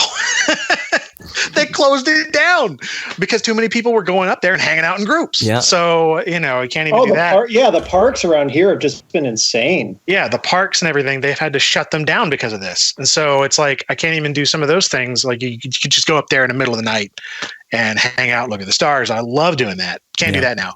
Unless I go and find like a campground that somehow is not closed, but I think all those are closed now. But so, still, it's a thing. I'm just saying, your porch, it's something different. Dust off the telescope. It is. Just scan the sky with something, and it'll. I can't tell you how. It's got me really looking into astrophotography. I'll tell you that. I've been researching the crap out of these little tracking things and like mounts, and I'm like, ooh, I want all of them. I need to spend like $3,000 on something. Oh yeah. So, see, astrophotography, I can. AP is it can be cheap. You can just get a T adapter and a mount and a tube or whatever for whatever DSLR you're using now. Yeah, and you can get awesome shots of the moon. But yeah, where it gets expensive is, now I want a Schmidt Cassegrain 15-inch whatever, and I need a stepless tracking mount to get it. It can get expensive very fast. It takes a lot of time. It's very difficult to get good at because you're going to need to set the camera up for 8 hours at a time to get a super long.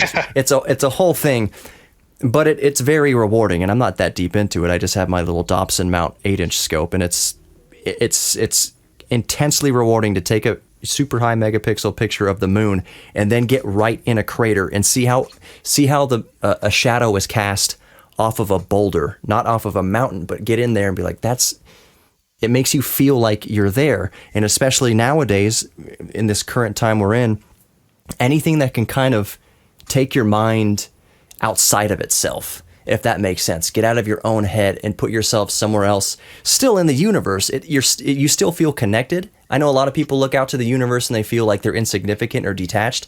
I feel most attached to my world and to the universe and to those around me when I look out into space and realize, how lucky we are to be where we are on a Class M planet that supports life as we know it, and wondering about other Class M planets that might be out there, and then going to bed every night because it's a comfort. It's a quilt for me, watching TNG every single night, just to have Data and Geordi talking, thinking about. I won't give away too many details right now. Actually, maybe I can. I have seen all of that. I was actually checking out the remasters because I hadn't seen it since it had been, redone however many years ago. And like the new format and everything with it, that extra seeing the little bits off to the side is pretty fun. So there's always like little parts of the scenery that you weren't supposed to see before. And I'm like, what the heck is that thing? There's like a scene I saw that were like a bunch of 5 1/4-inch floppy drives and like a board chip. Oh yeah. I was like, dude, this is great. Like, that's been one of those things I've had on in the background. And that's a drywall screw. Why are they using a drywall screw? Exactly. For that? Yeah. Does it? And Hugh, the board, Hugh's eyeball looks like a butthole. The board, Hugh. A little bit. Yeah. It's like a hologram butthole, which you could really tell in HD. Man, I had one more thing, but I forgot it. And you guys have gone above and beyond what I originally asked for. So unless anyone else has anything else, I can go on for longer, but I don't want to put you guys through that. So if there's any final thoughts? I think I'm about done. My little stool I'm sitting on here, the cushion is just, I think, not quite thick enough. I've been sitting on it for 2 hours. So, jeez. Get you one of those DX racer chairs and send one of those over. Tell us all about how your ass hurts. Editing 2 hours of video. And David's sore butt is where we're going to have to leave it. My thanks from the bottom of my heart goes out to Colin, Clint, and David for coming on Geek Therapy Radio, having this roundtable discussion with me. Hopefully we'll do it again in the future. Hopefully you listening will tell your friends about Geek Therapy Radio and join me next time. I put out at least 2 podcasts a week, bare minimum. I used to do 5 a week. Now it's between 2 and 3 a week. All will be revealed as to why that's happening. But thank you from the bottom of my heart for listening to Geek Therapy Radio, where we're all geeks about something. Embrace your inner geek. Share it with others. Please know that you are worthy of love. If you don't remember anything else from any podcast I ever do, I always end the podcast by telling you that you are, in fact, worthy of love, both giving and receiving love. And you are also worthy of your own self-confidence. Embrace your inner geek. That's one way I think that we help gain our self-confidence is, hey, I used to like building airplanes. I'll get back to building airplanes. Hey, I was kind of good at that. Or you suck at something, and the first step to being good at something is sucking at something. So just embrace your inner geek. Work with it. Develop it. You'll find that you are way more capable than you initially believed you were, that you are capable and worthy of self-confidence and love. Thank you so much for listening to Geek Therapy Radio. You can always email me at geektherapy@iheartmedia.com or just go to the website, geektherapyradio.com, and contact me through there. I love reading your emails. I love getting back with you. Also, the YouTube channel. It's just Geek Therapy Radio on YouTube. Have lots of fun, cool, geeky stuff on there. And, of course, Geek Therapy Radio on Twitter and Geek Therapy Radio on Facebook. But above all else, take care. Hope to talk to you next time. Have a good one.